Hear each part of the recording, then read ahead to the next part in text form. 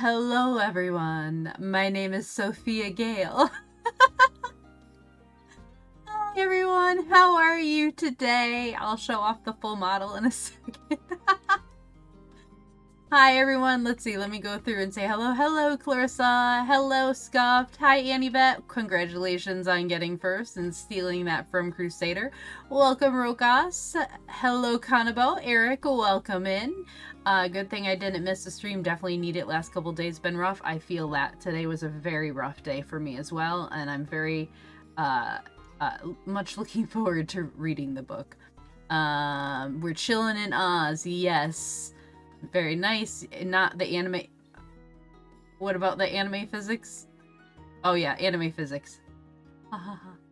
Sussy Ignosi. What does that mean? Sussy. Hi, Seo. Welcome, Scuffed. What do you mean, Sussy? I am Dorothy Gale. I said Sophia Gale.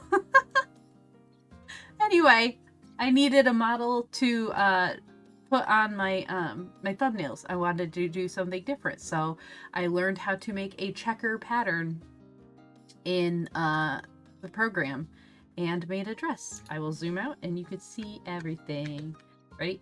Oh, oops, wrong mouse. So it's a little different. I've got the, as you can see, I have the silver shoes instead of the ruby slippers. I don't have an apron, but I have a cute little bow up front. I don't have the shirt underneath it. I just made like kind of a little sweater thing on top. See? It was kind of interesting making it because it's a shirt and a dress put together, so yes. No, you cannot play chess on the dress. Hello, Matsu! Welcome! So yes, my new outfit for whenever I'm reading Oz stuff. So, hopefully you enjoy it. The only problem is I don't have a book arm to match it, so unfortunately I will not be reading from that. Thank you.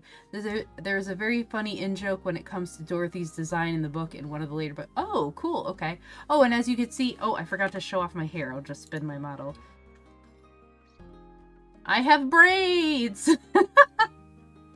Like Dorothy's. The only issue is I couldn't pull them over my shoulder without screwing up the physics. So until I figure out how to do that, I'm not as skilled as Iodidis is with her model making. So eventually I'll be able to do that. And I kept my buns in.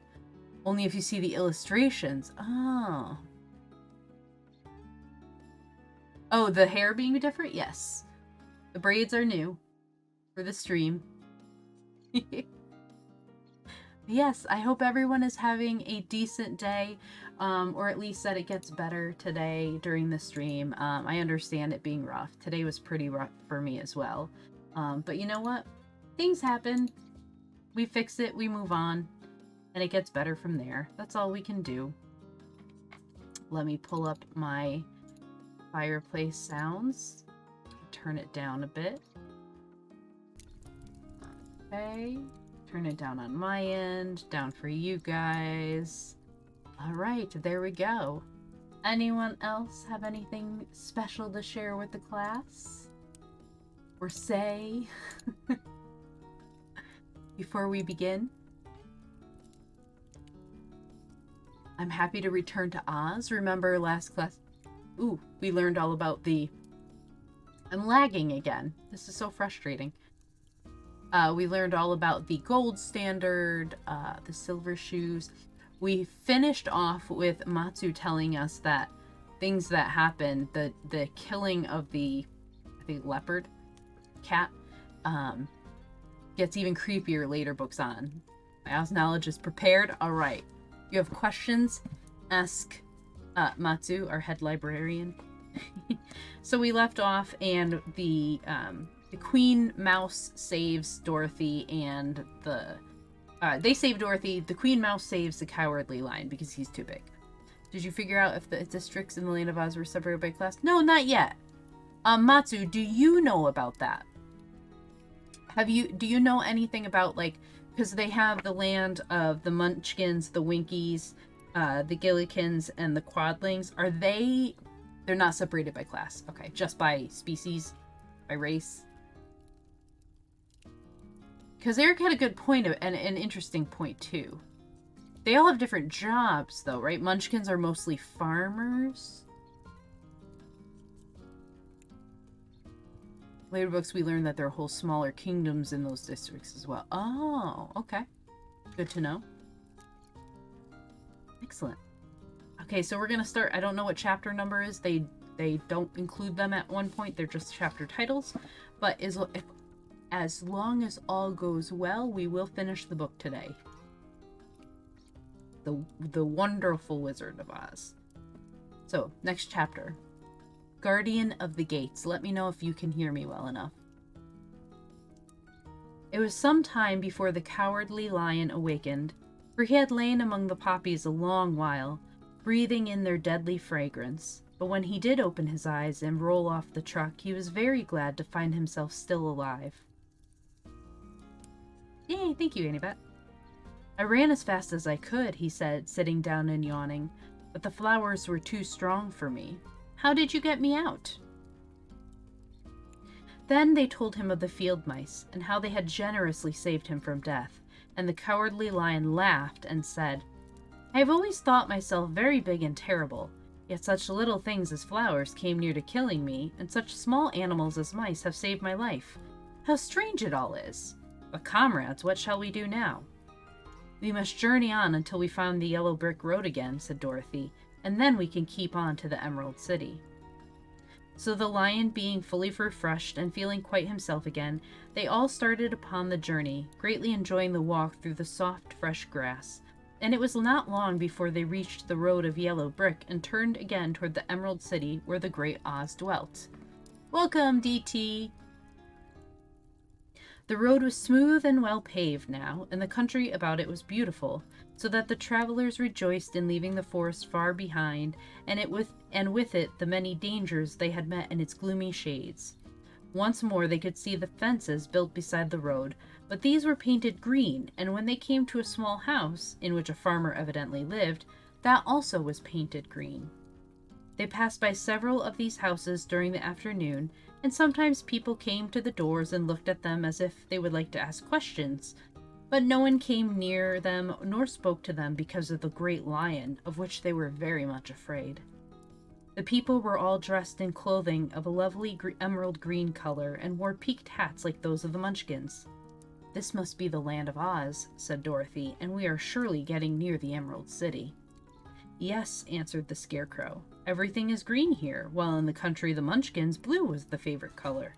But the people do not seem to be as friendly as the Munchkins, and I am afraid we shall be unable to find a place to pass the night. I should like something to eat besides fruit, said the girl, and I'm sure Toto is nearly starved. Let us stop at the next house and talk to the people. So when they came to a good-sized farmhouse, Dorothy walked boldly up to the door and knocked. A woman opened it just far enough to look out and said, What do you want, child, and why is that great lion with you? We wish to pass the night with you, if you will allow us, answered Dorothy, and the lion is my friend and comrade, and would not hurt you for the world. Is he tame? Asked the woman, opening the door a little wider. Oh yes, said the girl, and he is a great coward, too. He will be more afraid of you than you are of him. Well, said the woman, after thinking it over and taking another peep at the lion, if that is the case, you may come in, and I will give you some supper and a place to sleep. So they all entered the house, where there, besides the woman, 2 children and a man. The man had hurt his leg and was lying on the couch in a corner. They seemed greatly surprised to see so strange a company, and while the woman was busy laying the table, the man asked, Where are you all going? To the Emerald City, said Dorothy, to see the great Oz.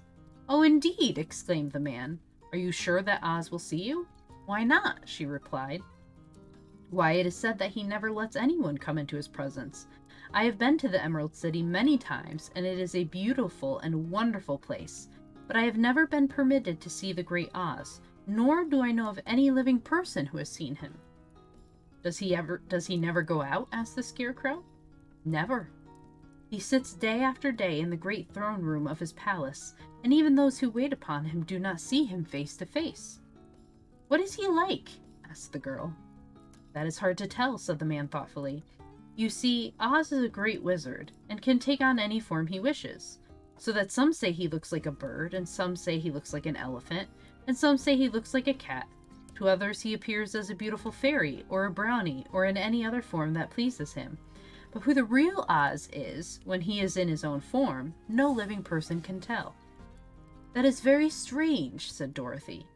But we must try in some way to see him, or we shall have made our journey for nothing. Why do you wish to see the terrible Oz? Asked the man.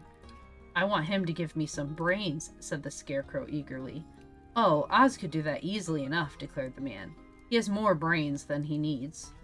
And I want him to give me a heart, said the Tin Woodman. That will not trouble him, continued the man, for Oz has a large collection of hearts, all sizes and shapes. And I want him to give me courage, said the Cowardly Lion. Oz keeps a great pot of courage in his throne room, said the man, which he has covered with a golden plate to keep it from running over. He will be glad to give you some.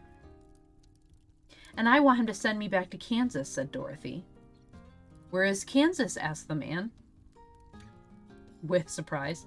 I don't know, replied Dorothy sorrowfully, but it is my home and I'm sure it's somewhere. Very likely. Well, Oz can do anything, so I suppose he will find Kansas for you. But first you must get to see him, and that will be a hard task, for the Great Wizard does not like to see anyone, and he usually has his own way. But what do you want? He continued, speaking to Toto. Toto only wagged his tail, for, strange to say, he could not speak.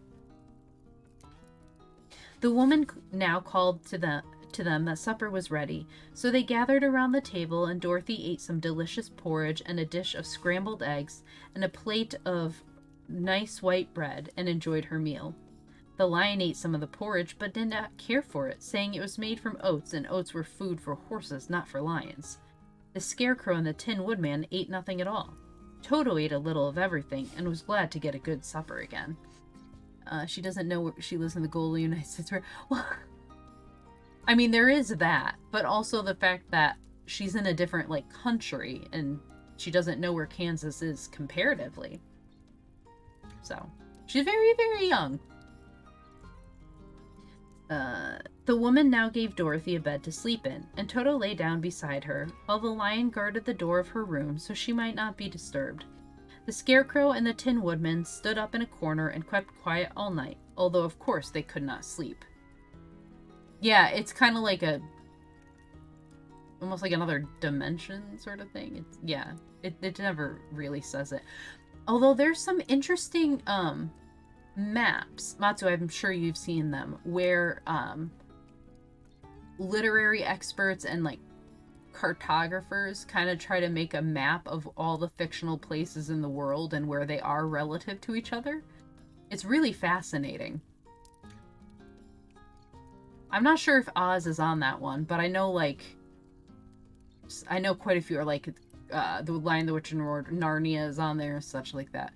Didn't know if you want to keep the background. Oh! The background music should be off. I apologize for that.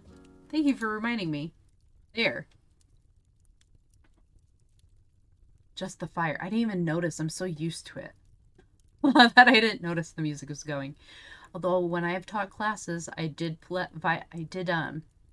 students were studying, I had violin music playing.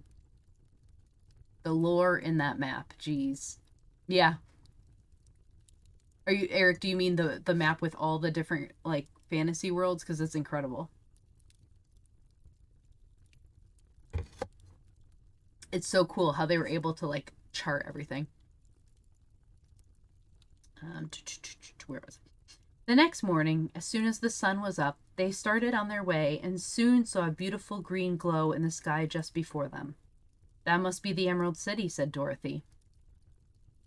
As they walked on, the green glow became brighter and brighter, and it seemed that at last they were nearing the end of their travels.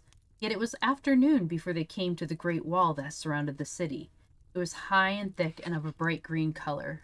Yes, I'll share it in the server.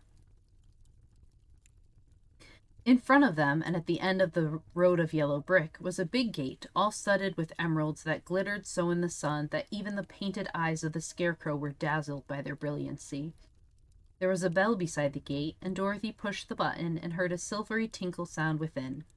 Then the big gate swung slowly open, and they all passed through and found themselves in a high arched room, the walls of which glistened with countless emeralds. Before them stood a little man about the same size as the Munchkins. He was clothed all in green, from his head to his feet, and even his skin was of a greenish tint. At his side was a large green box. When he saw Dorothy and her companions, the man asked, "What do you wish in the Emerald City?" "We came here to see the Great Oz," said Dorothy. The man was so surprised at this answer that he sat down to think it over. "It has been many years since anyone asked me to see Oz," he said, shaking his head in perplexity. "He is powerful and terrible, and if you come on an idle or foolish errand to bother the wise reflections of the Great Wizard, he might be angry and destroy you all in an instant." "But it is not a foolish errand, nor an idle one," replied the Scarecrow. "It is important, and we have been told that Oz is a good wizard." "So he is," said the Green Man, "and he rules the Emerald City wisely and well. But to those who are not honest, or who approach him from curiosity, he is most terrible, and few have ever dared ask to see his face. I am the guardian of the gates, and since you demand to see the Great Oz, I must take you to his palace. But first, you must put on the spectacles." "Why?" asked Dorothy. "Because if you did not wear spectacles, the brightness and glory of the Emerald City would blind you. Even those who live in the city must wear spectacles night and day. They are all locked on, for Oz so ordered it when the city was first built, and I have the only key that will unlock them." He opened the big box, and Dorothy saw that it was filled with spectacles of every size and shape. All of them had green glasses in them. The guardian of the gates found a pair that would fit Dorothy and put them over her eyes. There were 2 golden bands fastened to them that passed around the back of her head, where they were locked together by a little key that was on the end of the chain the guardian of the gates wore around his neck. When they were on, Dorothy could not take them off had she wished, but of course she did not wish to be blinded by the glare of the Emerald City, so she said nothing. Then the Green Man fitted spectacles for the Scarecrow and the Tin Woodman and the Lion, and even on little Toto, and all were locked fast with the key. Then the guardian of the gates put on his own glasses and told them he was ready to show them to the palace. Taking a big golden key from a peg on the wall, he opened another gate, and they all followed him through the portal into the streets of the Emerald City. So that's something that's definitely not in the movies. Everyone wears glasses, like mine. The wonderful Emerald City of Oz. Even with eyes protected by the green spectacles, Dorothy and her friends were at first dazzled by the brilliancy of the wonderful city. The streets were lined with beautiful houses, all built of green marble, and studded everywhere with sparkling emeralds. They walked over a pavement of the same green marble, and where the blocks were joined together were rows of emeralds set closely and glittering in the brightness of the sun. The window panes were of green glass, even the sky above the city had a green tint, and the rays of the sun were green. There were many people, men, women, and children, walking about, and these were all dressed in green clothes and had greenish skins.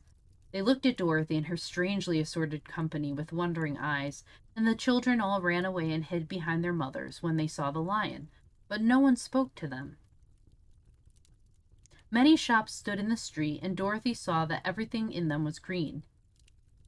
Green candy and green popcorn were offered for sale, as well as green shoes, green hats, and green clothes of all sorts. At one place, a man was selling green lemonade, and when the children bought it, Dorothy could see that they paid for it with green pennies. The whole history of the Emerald City gets really muddled with letter retcons in the books. Oh, I'm sure. I'm assuming he didn't have like a notebook of everything. I've heard that he kind of winged it when writing the series and the books and kind of made stuff up as he went along. Especially with regards to Toto. Oh, I just see that I got a follower two hours ago. Kylo EXE, thank you for the follow. I'll wait till ads are done. Is Oz the Great and Powerful 2013 a part of the universe at Bringleball? Is it just some sort? Oh, good question.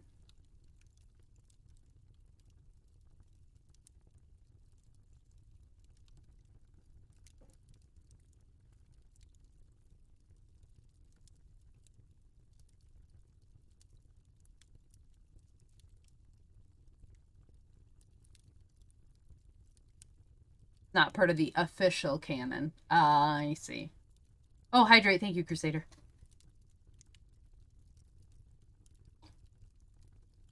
Only the main 40 books are considered more or less canon. Got it. And yes, Matsu is not wrong with that number. He wrote 14 and then others stepped in. Green pennies. There seemed to be no horses nor animals of any kind. The men carried things around in little green carts, which they pushed before them. Everyone seemed happy and contented and prosperous. The guardian of the gates led them through the streets until they came to a big building, exactly in the middle of the city, which was the palace of Oz, the great wizard. There was a soldier before the door, dressed in a green uniform and wearing a long green beard. "Here are strangers," said the guardian of the gates to him, "and they demand to see the great Oz." Good luck reading them all. "Step inside," answered the soldier, "and I will carry your message to him." So they passed through the palace gates and were led into a big room with a green carpet and lovely green furniture set with emeralds. The soldier made them all wipe their feet upon a green mat before entering this room, and when they were seated, he said politely, "Please make yourselves comfortable while I go to the door of the throne room and tell Oz you are here." They had to wait a long time before the soldier returned. When at last he came back, Dorothy asked, "Have you seen Oz?"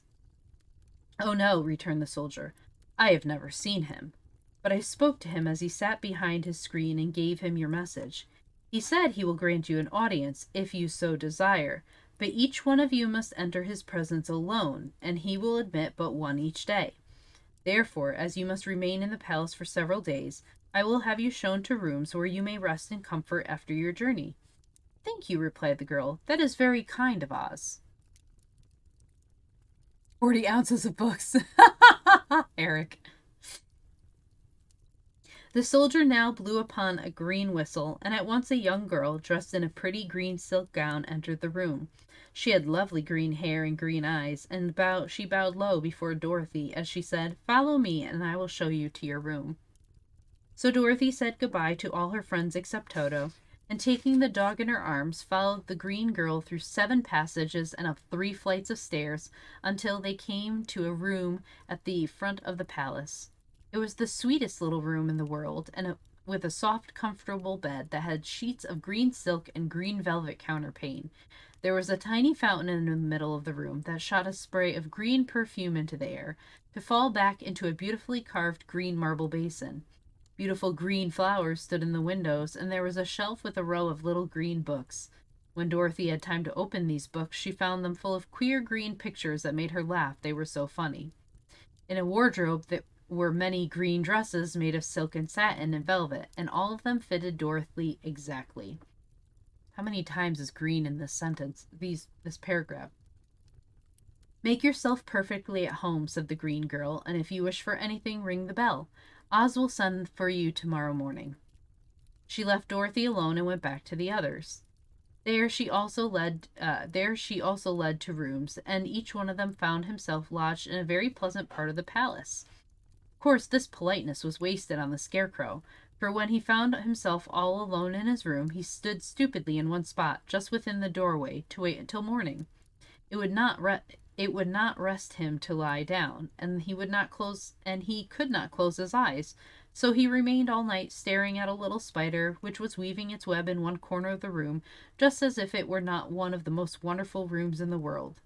The Tin Woodman lay down on his bed from force of habit, for he remembered when he was made of flesh, but not being able to sleep, he passed the night moving his joints up and down to make sure they kept in good working order. The lion would have preferred a bed of dried leaves in the forest and did not like being shut up in a room, but he had too much sense to let this worry him, so he sprang upon the bed and rolled himself up like a cat and purred himself asleep in a minute. I'm assuming there are green toilets. I'm assuming.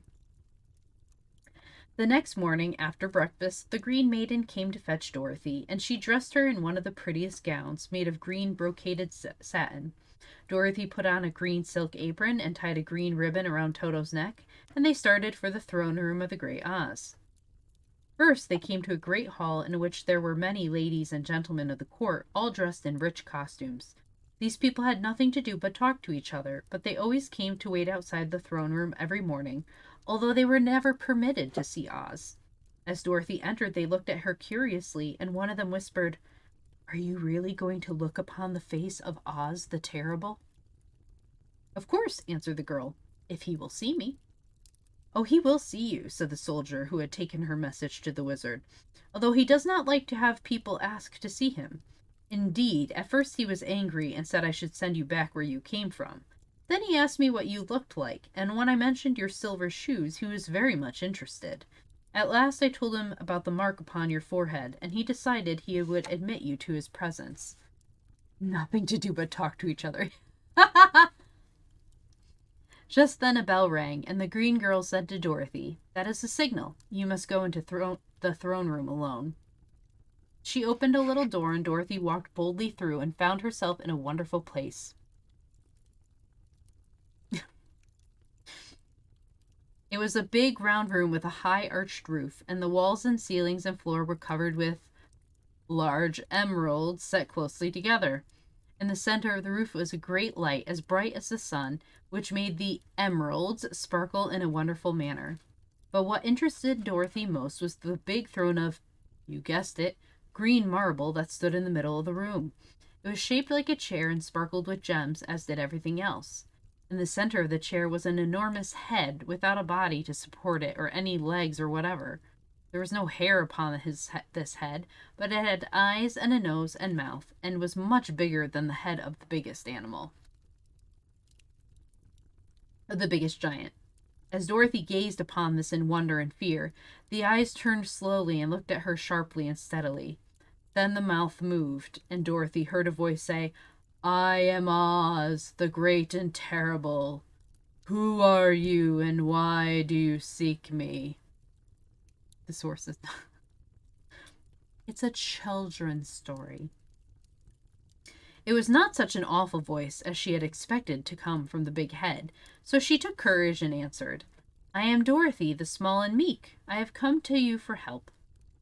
The eyes looked at her thoughtfully for a full minute. Then said the voice, "Where did you get the silver shoes?" "I got them from the Wicked Witch of the East when my house fell on her and killed her," he replied. "Where did you get the mark upon your forehead?" continued the voice. "That is where the Good Witch of the North kissed me when she bade me goodbye and sent me to you," said the girl.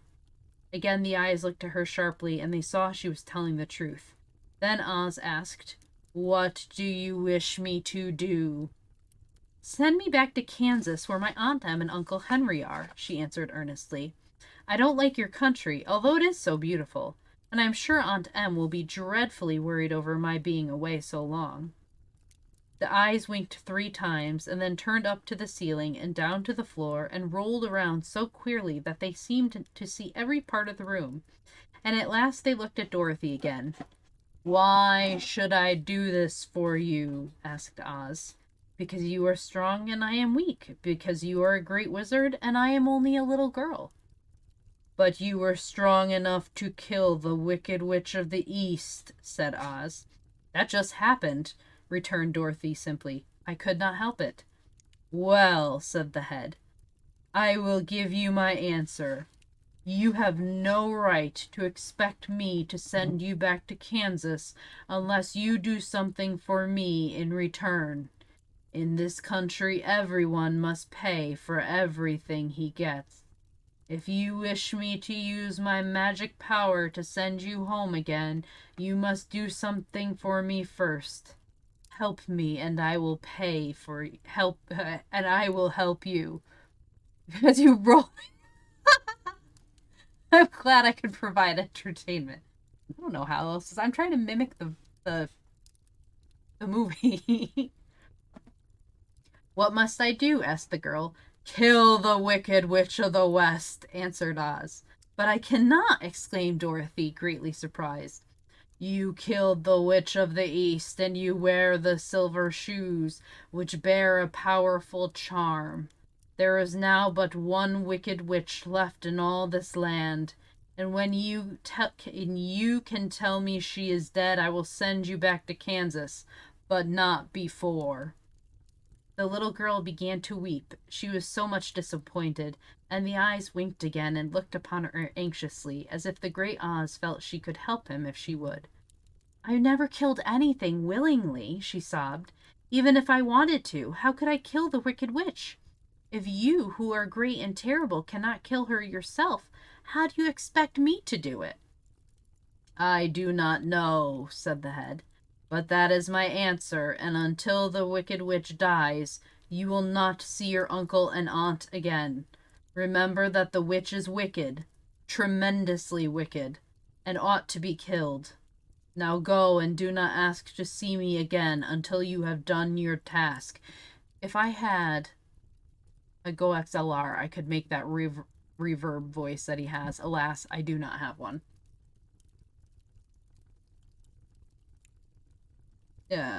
Sorrowfully, Dorothy left the throne room and went back where the lion and the scarecrow and the Tin Woodman were waiting to hear what Oz had said to her. "There is no hope for me," she said sadly, "for Oz will not send me home until I have killed the Wicked Witch of the West, and that I can never do." Her friends were sorry, but could do nothing to help her, so Dorothy went to her own room and lay down on the bed and cried herself to sleep.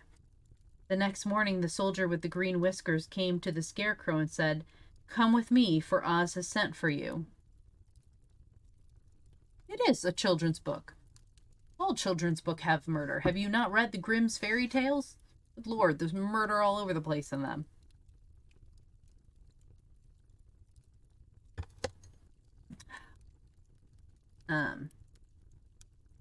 So Scarecrow followed him and was admitted into the great throne room, where he saw, sitting in the emerald throne, a most lovely lady. She was dressed in green silk gauze and wore upon her flowing green locks a crown of jewels. Growing from her shoulders were wings, gorgeous in color and so light that they fluttered with the slightest breath of air, if the slightest breath of air reached them. When Scarecrow had bowed as prettily as his straw stuffing would let him before this beautiful creature, she looked upon him sweetly and said, "I am Oz, the great and terrible. Who are you, and why do you seek me?" Only seen the movie? Now the Scarecrow, who had expected to see the great head Dorothy had told him of, was much astonished, but he answered bravely, "I am only a scarecrow stuffed with straw. Therefore I have no brains, and I come to you praying that you will put brains in my head instead of straw, so that I may become as much a man as any other in your dominions." "Why should I do this for you?" asked the lady. "Because you are wise and powerful, and no one else can help me," answered the Scarecrow. "I never grant favors without some return," said Oz. "But this much I will promise. If you will kill for me the Wicked Witch of the West, I will bestow upon you a great many brains, and such good brains that you will be the wisest man in all the land of Oz." "I thought you asked Dorothy to kill the witch," said the Scarecrow in surprise.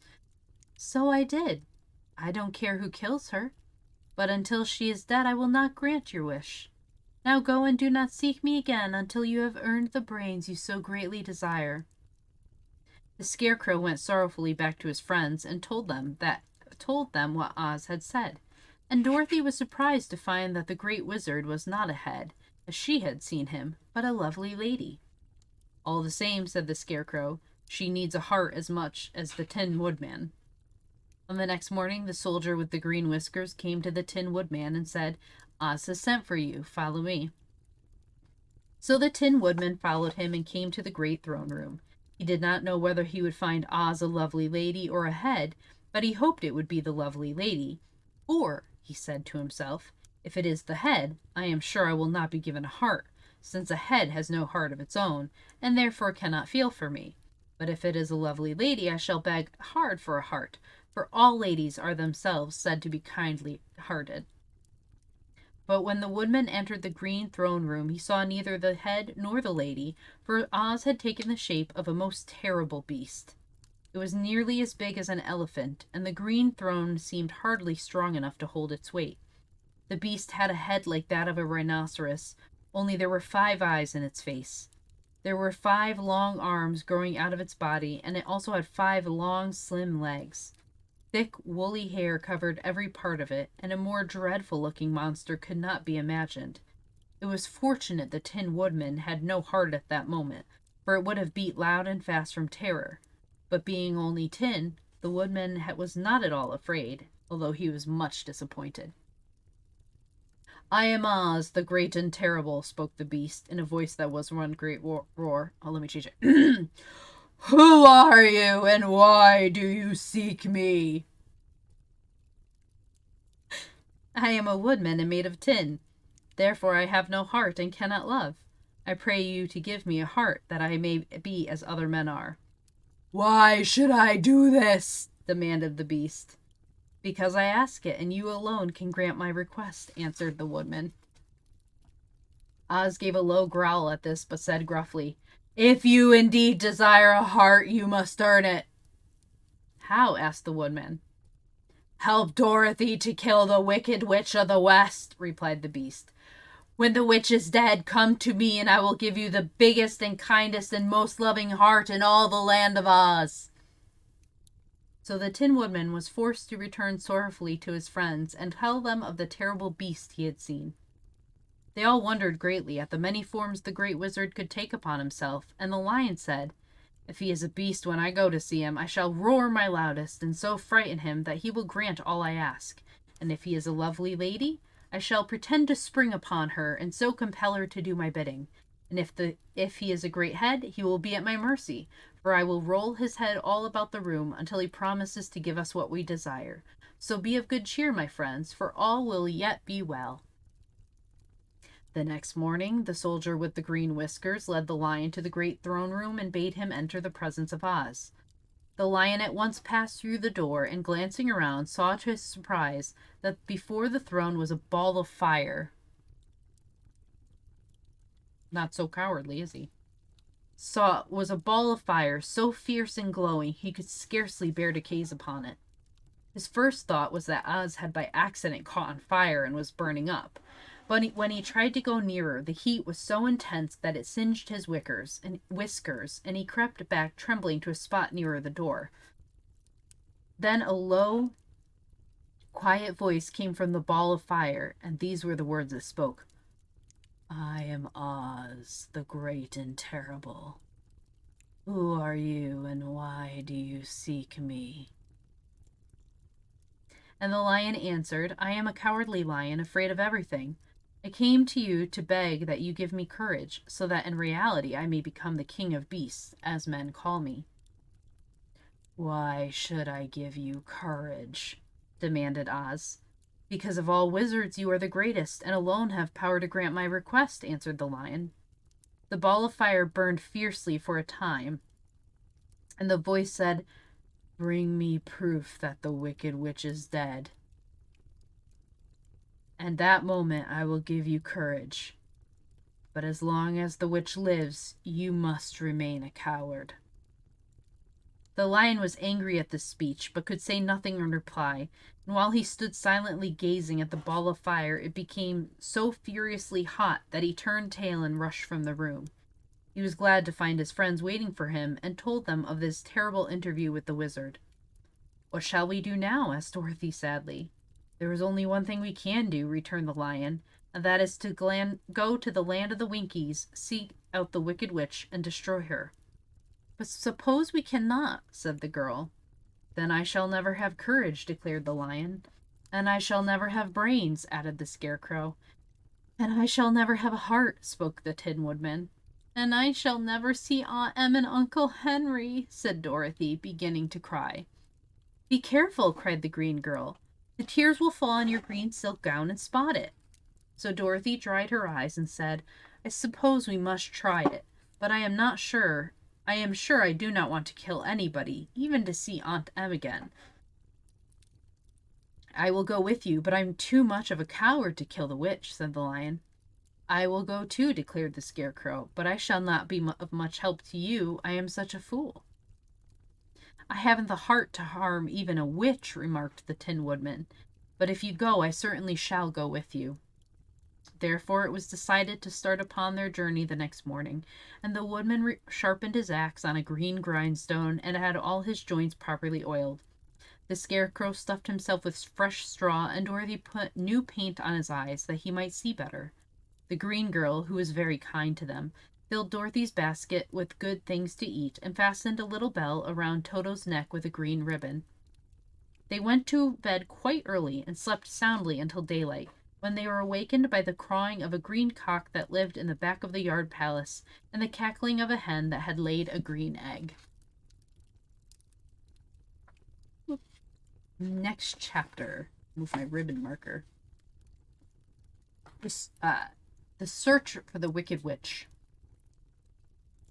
The soldier with the green whiskers led them through the streets of the Emerald City until they reached the room where the guardian of the gates lived. This officer unlocked their spectacles to put them back in his great box, and then he politely opened the gate for our friends. Do green eggs? Oh, I'm sure they have green eggs and ham. I'm sure everything they ate was green. Green cheese, green bread, green chocolate, green candy, green candied apples. You name it, it's green. Hello, Firefly. Welcome to chat. When and what? When you're wearing green glasses. Yeah, that's true. When you're wearing green glasses, everything will be green.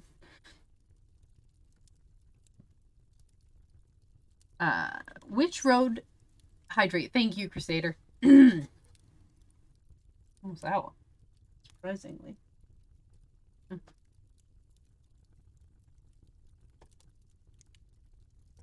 Got candy on the mind. Listen, right here. Hear that lovely sound? Chocolate covered almonds. Because somebody mentioned it one stream and I went, oh, that sounds good. Oh man, how red the world would be after your eyes adjust to that after a while. That's true. It would be. The field of poppies would really be popping outside, that's for sure. Which road leads to the Wicked Witch of the West? Asked Dorothy. There is no road, answered the guardian of the gates. No one ever wishes to go that way. Then how, then, are we to find her? Inquired the girl. That will be easy, replied the man. For when she knows you are in the country of the Winkies, she will find you and make you all her slaves. Perhaps not, said the Scarecrow, for we mean to destroy her. Oh, that is different, said the guardian of the gates. No one has ever destroyed her before, so I naturally thought she would make slaves of you, as she has of the rest. But take care, for she is wicked and fierce, and may not allow you to destroy her. Keep to the west where the sun sets, and you cannot fail to find her. They thanked him and bade him goodbye, and turned toward the west, walking over fields of soft grass dotted here and there with daisies and buttercups. Dorothy still wore the pretty silk dress she had put on in the palace, but now, to her surprise, she found it was no longer green, but pure white. The ribbon around Toto's neck had also lost its green color and was as white as Dorothy's dress. Maybe the people who live in the Emerald City don't want to leave because of the illusion that the world is blood-filled, maybe. It's a possibility. The Emerald City was soon left far behind. As they advanced, the ground became rougher and hillier, for there were no farms nor houses in this country of the West, and the ground was untilled. In the afternoon, the sun shone hot in their faces, for there were no trees to offer them shade, so that before night Dorothy and Toto and the lion were tired, and lay down upon the grass and fell asleep, with the woodman and the Scarecrow keeping watch. Now the Wicked Witch of the West had but one eye, yet that was as powerful as a telescope and could see everywhere. So as she sat in the door of her castle, she happened to look around and saw Dorothy lying asleep with her friends all about her. They were a long distance off, but the Wicked Witch was angry to find them in her country, so she blew upon a silver whistle that hung around her neck.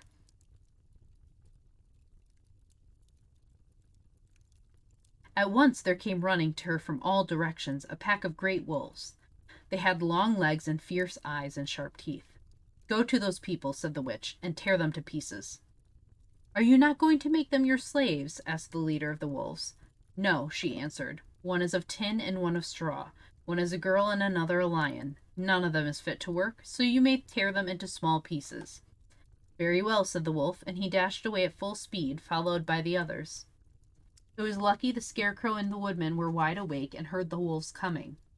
This is my fight, said the woodman, so get behind me and I will meet them as they come. He seized his axe, which he had made very sharp, and as the leader of the wolves came on, the Tin Woodman swung his arm and chopped the wolf's head from its body, so that it immediately died.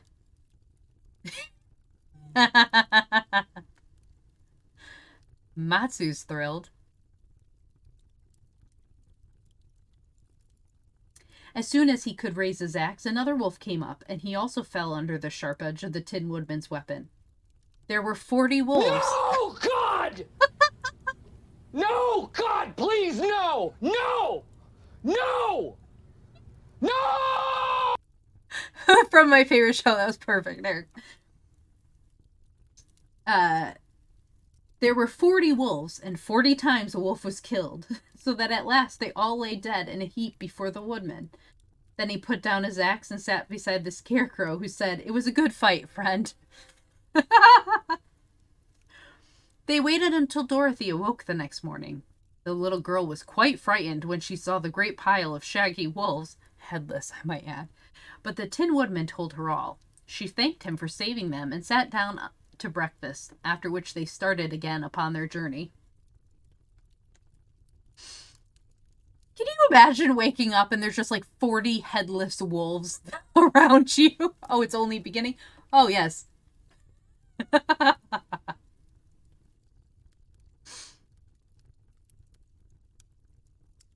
I got a bad feeling about this. I have the best sound alerts for this. Oh yeah, no. Okay. Ow, I just bit my lip.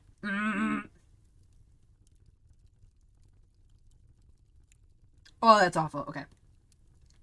Now, the same morning, the Wicked Witch came to the door of her castle and looked out with her one eye that she could see far off. She saw all her wolves lying dead and the strangers still traveling through her country. This made her angrier than before, and she blew her silver whistle twice.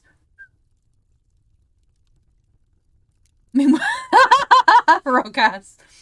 Thank you. No big deal. McMuffin. Peace out. Straightway, a great flock of wild crows came flying toward her, enough to darken the sky. And the Wicked Witch said to the King Crow, "Fly at once to the strangers, peck out their eyes, and tear them to pieces." The wild crows flew in one great flock toward Dorothy and her companions. When the little girl saw them coming, she was afraid. But the Scarecrow said, "This is my battle, so lie down beside me and you will not be harmed." So they all lay upon the ground except the Scarecrow, and he stood up and stretched out his arms. And when the crows saw him, they were frightened, as these birds always are by scarecrows, and did not dare to come any nearer. But the King Crow said, "It is only a stuffed man. I will peck his eyes out." Yeah, it is very violent. The King Crow flew at the Scarecrow, who caught it by the head and twisted its neck until it died. And then another crow flew at him, and the Scarecrow twisted its neck also. There were 40 crows, and 40 times the Scarecrow twisted a neck, until at last all were lying dead beside him. Then he called to his companions to rise, and again they went upon their journey. Listen, if I'm a crow or a wolf, and I'm seeing that all my friends are like getting their necks twisted and chopped off, no, I'm out. No. Children's literature is a blast. Good thing they attacked one at a time. These really are rather very... Yeah. I mean, if you read the original Grimm, they are dark. And I don't mean, like, translated either. Like, in the original German, holy crap, are they dark. Let's see. The King Crow... Oh, wait, we got that. When the Wicked Witch looked out again and saw all her crows lying in a heap, she got into a terrible rage and blew 3 times upon her silver whistle. Forthwith there was heard a great buzzing in the air, and a swarm of black bees came flying toward her. Yeah, German is dark period, that's true. "Go to the strangers and sting them to death," commanded the witch, and the bees turned and flew rapidly until they came to where Dorothy and her friends were walking. But the woodman had seen them coming, and the Scarecrow had decided what to do. "Take out my straw and scatter it over the little girl and the dog and the lion," said the woodman, "and the bees cannot sting them." This the woodman did, and as Dorothy lay close to the lion and held Toto in her arms, the straw covered them entirely. The bees came and found no one but the woodman to sting, so they flew at him and broke off all their stings against the tin without hurting the woodman at all. And as bees cannot live when their stings are broken, that was the end of the black bees, and they lay scattered thick about the woodman, like little heaps of fine coal. Then Dorothy and the lion got up, and the girl helped the tin woodman put the straw back into the scarecrow again, until he was as good as ever. So they started upon their journey once more. The Wicked Witch was so angry when she saw her black bees in little heaps like fine coal that she stamped her foot and tore her hair and gnashed her teeth. And then she called a dozen of her slaves, who were the Winkies, and gave them sharp spears, telling them to go to the strangers and destroy them. The Winkies were not a brave people, but they had to do as they were told. So they marched away until they came near to Dorothy. Then the lion gave a great roar. Yeah, the poor Winkies. Gave a great roar and sprang towards them, and the poor Winkies were so frightened that they ran back as fast as they could. Smart! When they returned to the castle, the Wicked Witch beat them well with a strap and sent them back to their work, after which she sat down to think what she should do next. She could not understand how all her plans to destroy these strangers had failed, but she was a powerful witch as well as a wicked one, and she soon made up her mind how to act. Cowardly? Save their lives! Nothing wrong with being a coward sometimes. There was in her cupboard a golden cap with a circle of diamonds and rubies running around it. This golden cap had a charm. Whoever owned it could call 3 times upon the winged monkeys, who would obey any order they were given. But no person could command these strange creatures more than 3 times. Twice already the Wicked Witch had used the charm of the cap. Once was when she made the Winkies her slaves and set herself to rule over the country. The winged monkeys had helped her to do this. The second time was when she had fought against the great Oz himself and driven him out of the land of the West. The winged monkeys had also helped her in doing this. Only once more could she use this golden cap, for which reason she did not like to do so until all her other powers were exhausted. But now that her fierce wolves and her wild crows and her stinging bees were gone, and her slaves had been scared away by the cowardly lion, she saw there was only one way left to destroy Dorothy and her friends. So the Wicked Witch took the golden cap from her cupboard and placed it upon her head. Then she stood up on her left foot and said slowly, "Eep-beep, pip-beep, kick-kick." Next she stood upon her right foot and said, "Hello, holo, hello." After this she stood upon both feet and cried in a loud voice, "Zizzy, zuzzy, zick." Now the charm began to work. The sky was darkened and a low rumbling sound was heard in the air. There was a rushing of many wings, a great chattering and laughing, and the sun came out of the dark sky to show the Wicked Witch surrounded by a crowd of monkeys, each with a pair of immense and powerful wings on his shoulders. One, much bigger than the others, seemed to be their leader. He flew close to the witch and said, "You have called us for the 3rd and last time. What do you command?"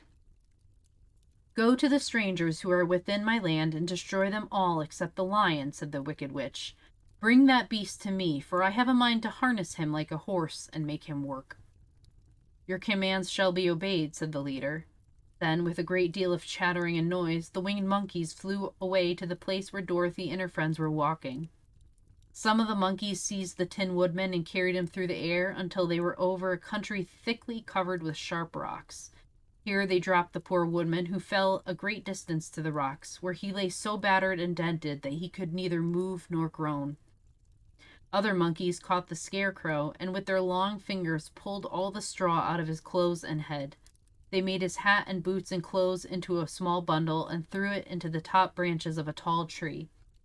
The remaining monkeys threw pieces of stout rope around the lion and wound many coils about his head and body and legs, until he was unable to bite or scratch or struggle in any way.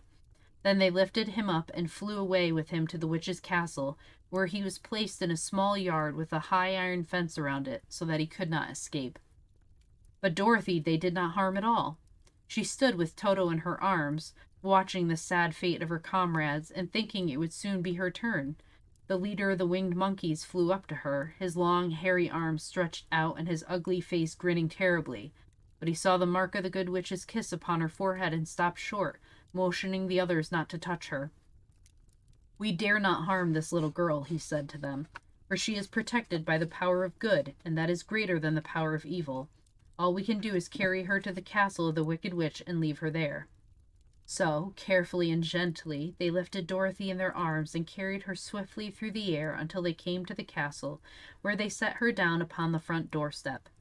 Then the leader said to the witch, "We have obeyed you as far as we are able. The Tin Woodman and the Scarecrow are destroyed, and the lion is tied up in your yard. The little girl we dare not harm, nor the dog she carries in her arms. Your power over our band is now ended, and you will never see us again." Then all the winged monkeys, with much laughing and chattering and noise, flew into the air and were soon out of sight. The Wicked Witch was both surprised and worried when she saw the mark on Dorothy's forehead, for she knew well that neither the winged monkeys nor she herself, dared hurt the girl in any way. She looked down at Dorothy's feet, and seeing the silver shoes, began to tremble with fear, for she knew that a powerful charm belonged to them. At first the witch was tempted to run away from Dorothy, but she happened to look into the child's eyes and saw how simple the soul behind them was, and that the little girl did not know of the wonderful power the silver shoes gave her. So the Wicked Witch laughed to herself and thought, "I can still make her my slave, for she does not know how to use her power." Then she said to Dorothy, harshly and severely, "Come with me and see that you mind everything I tell you, for if you do not, I will make an end of you, as I did of the Tin Woodman and Scarecrow." Dorothy followed her through many of the beautiful rooms in her castle until they came to the kitchen, where the witch bade her clean the pots and kettles and sweep the floor and keep the fire fed with wood. Dorothy went to work meekly, with her mind made up to work as hard as she could, for she was glad the Wicked Witch had decided not to kill her. With Dorothy hard at work, the witch thought she could go into the courtyard and harness the Cowardly Lion like a horse. It would amuse her. She was sure to make him draw her chariot whenever she wished to go to drive. But as she opened the gate, the lion gave a loud roar and bounded at her so fiercely that the witch was afraid, and ran out and shut the gate again. "If I cannot harness you," said the witch to the lion, speaking through the bars of the gate, "I can starve you. You shall have nothing to eat until you do as I wish." So after that, she took no food to the imprisoned lion, but every day she came to the gate at noon and asked, "Are you ready to be harnessed like a horse?" And the lion would answer, "No, if you come in this yard, I will bite you." The reason the lion did not have to do as the witch wished was that every night, while the woman was asleep, Dorothy carried him food from the cupboard.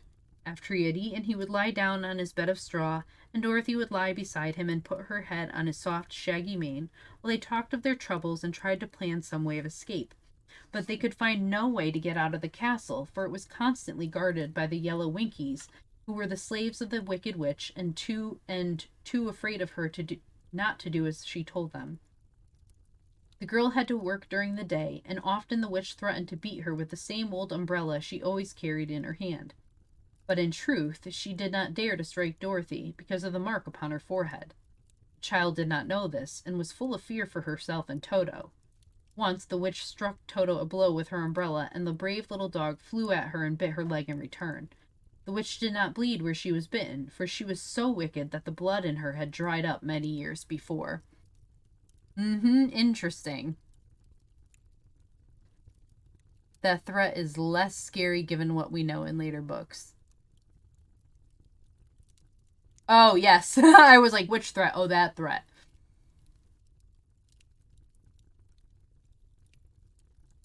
That's the reason for what happens later.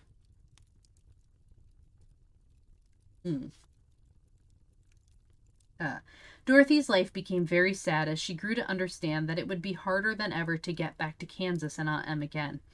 Sometimes she would cry bitterly for hours, with Toto sitting at her feet and looking into her face, whining dismally to show how sorry he was for his little mistress.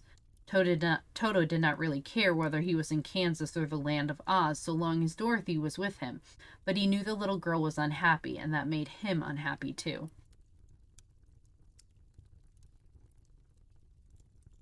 I know. She's locked up with the witch for a tiny bit of time, but yeah, this definitely not in the movie. So much difference. And if I was teaching, maybe I'll have everyone write a paper or discuss how the book and the film are different and which one they prefer and why.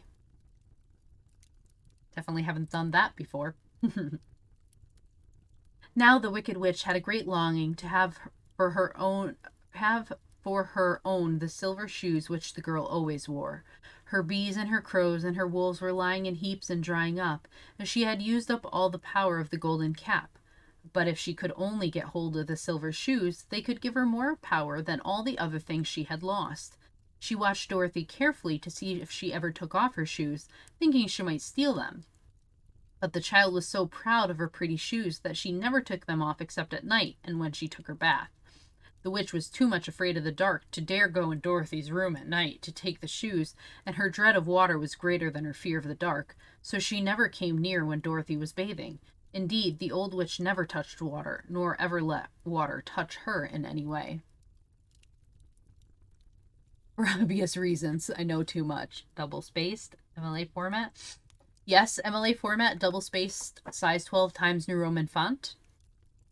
If you try to double the size of the period, I will know. If you try to use slightly larger font, even a size 13, or use slightly larger than double space, like 2.1, I will know. I can tell the difference. Fun fact, the golden cap is in the movie. It's in a blink and miss it moment. Oh. Oh! Hydrate. Thank you, Crusader. Is this...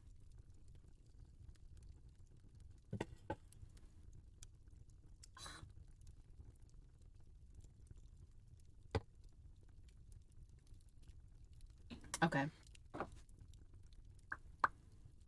But the wicked creature was very cunning, and she finally thought of a trick that would give her what she wanted. She placed a bar of iron in the middle of the kitchen floor, and then, by her magic arts, made the iron invisible to human eyes, so that when Dorothy walked across the floor, she stumbled over the bar, not being able to see it, and fell at full length.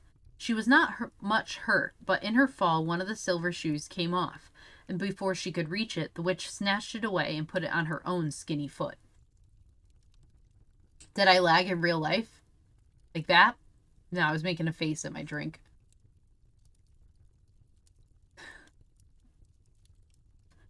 Unless I spaced out. Did I lag? I don't think I did. Huh. The wicked woman was greatly pleased with the success of her trick, for as long as she had one of the shoes, she owned half the power of their charm, and Dorothy could not use it against her, even had she known how to do so. The little girl, seeing she had lost one of her pretty shoes, grew angry and said to the Green Witch, "Give me back my shoe." "I will not," retorted the witch, "for it is now my shoe and not yours." "You are a wicked creature," cried Dorothy. "You have no right to take my shoe from me." "I will keep it just the same," said the witch, laughing at her, "and someday I shall get the other one from you too." This made Dorothy so very angry that she picked up the bucket of water that stood near and dashed it over the witch, wetting her from head to foot.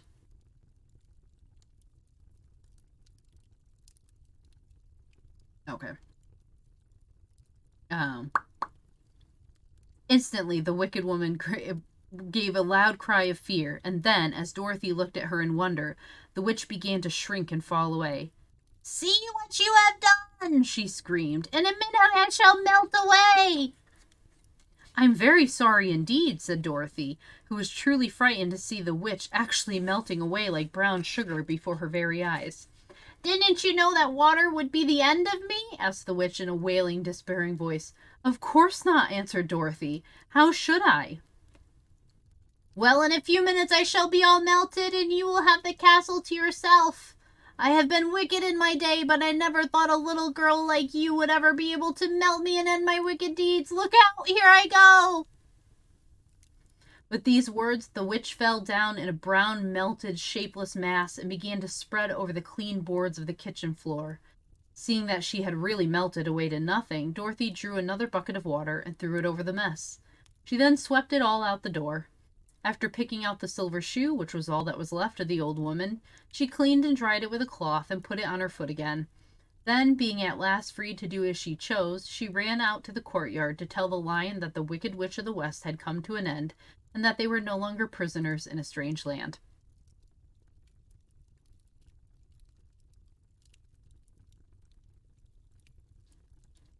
Anyone want to comment on the fact that she was like, oops, and then tossed another bucket and just kind of poop, poop, poop, brushed the water out like with a squeegee? I can just picture her doing it with, like, if you ever seen those, like, rug cleaning videos, picture her doing it like that. Yeah, kills a person, says, ew. And that's it for the Wicked Witch for the rest of the franchise. Yep, she's gone. Dorothy is built different. She just casually committed manslaughter. I mean, it's that harsh Midwest. That's all.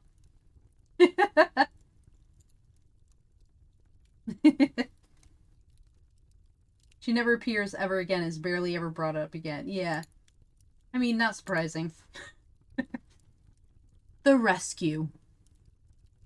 The Cowardly Lion was much pleased to hear that the Wicked Witch had been melted by a bucket of water, and Dorothy at once unlocked the gate of his prison and set him free. They went in together to the castle, where Dorothy's first act was to call the Winkies together and tell them that they were no longer slaves. There was great rejoicing among the yellow Winkies, for they had been made to work hard during many years for the Wicked Witch, who had always treated them with great cruelty. They kept this day as a holiday then and ever after, and spent the time in feasting and dancing. If our friends, the Scarecrow and the Tin Woodman, were only with us, said the Lion, I should be quite happy. Southern belles are rugged as hell, yeah. Don't you suppose we could rescue them? Asked the girl anxiously. We can try, answered the Lion. So they called the yellow Winkies and asked them if they would help to rescue their friends, and the Winkies said they would be delighted to do all in their power for Dorothy, who had set them free from bondage. So she chose a number of the Winkies who looked as if they knew the most, and they all started away. They traveled that day and part of the next until they came to the rocky plain where the Tin Woodman lay, all battered and bent. His axe was near him, but the blade was rusted and the handle broken off short. The Winkies lifted him tenderly in their arms and carried him back to the Yellow Castle again, Dorothy shedding a few tears by the way at the sad plight of her old friend, and the Lion looking sober and sorry. When they reached the castle, Dorothy said to the Winkies, Are any of your people tinsmiths? Oh, yes, some of us are very good tinsmiths, they told her.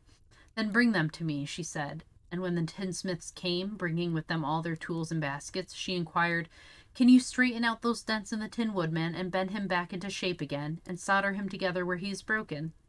The tinsmiths looked the woodman over carefully and then answered that they thought they could mend him so he was as good as ever.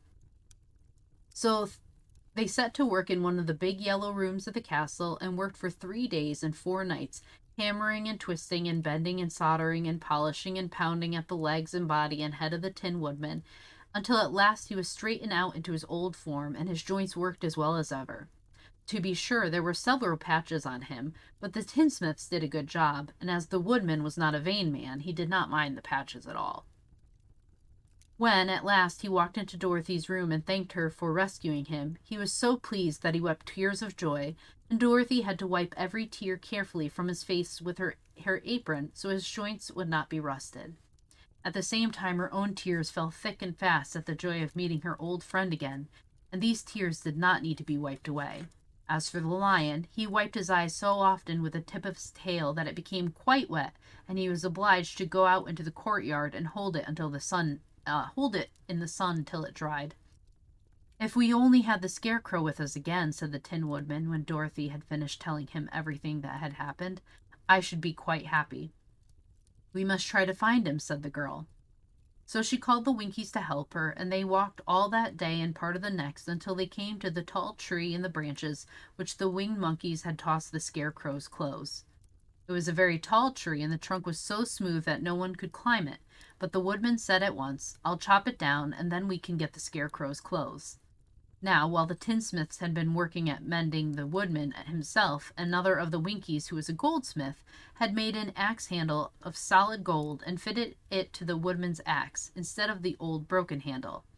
Others polished the blade until all the rust was removed and it glistened like burnished silver. As soon as he had spoken, the Tin Woodman began to chop, and in a short time the tree fell over with a crash, whereupon the Scarecrow's clothes fell out of the branches and rolled on the ground. Dorothy picked them up, and had the Winkies carry them back to the castle, where they were stuffed with nice clean straw. And behold, here was the Scarecrow, as good as ever, thanking them over and over again for saving him.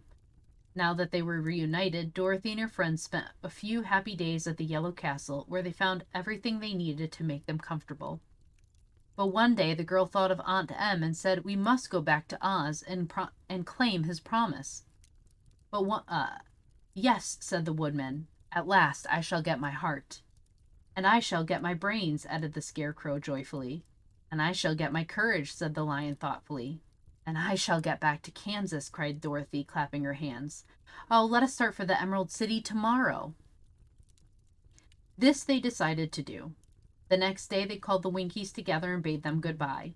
The Winkies were sorry to have them go, and they had grown so fond of the Tin Woodman that they begged him to stay and rule over them in the yellow land of the West.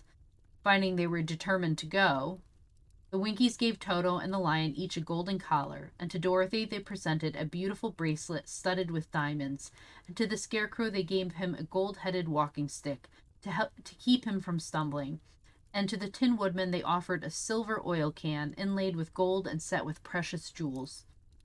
Every one of the travelers made the Winkies a pretty speech in return, and all shook hands with them until their arms ached. Dorothy went to the witch's cupboard to fill her basket with food for the journey, and there she saw the golden cap. She tried it on her own head and found that it fitted her exactly. She did not know anything about the charm of the golden cap, but she saw that it was pretty, so she made up her mind to wear it and carry her sunbonnet in the basket. Then, being prepared for the journey, they all started for the Emerald City, and the Winkies gave them 3 cheers and many good wishes to carry with them.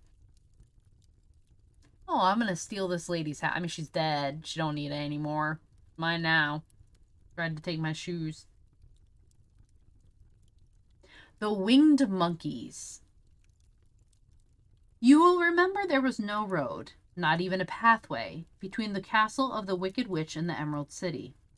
When the 4 travelers went in search of the witch, she had seen them coming, and so sent the winged monkeys to bring them to her. It was much harder to find their way back through the big fields of buttercups and yellow daisies than it was being carried. They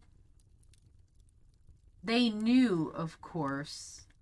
Is my Twitch working right now?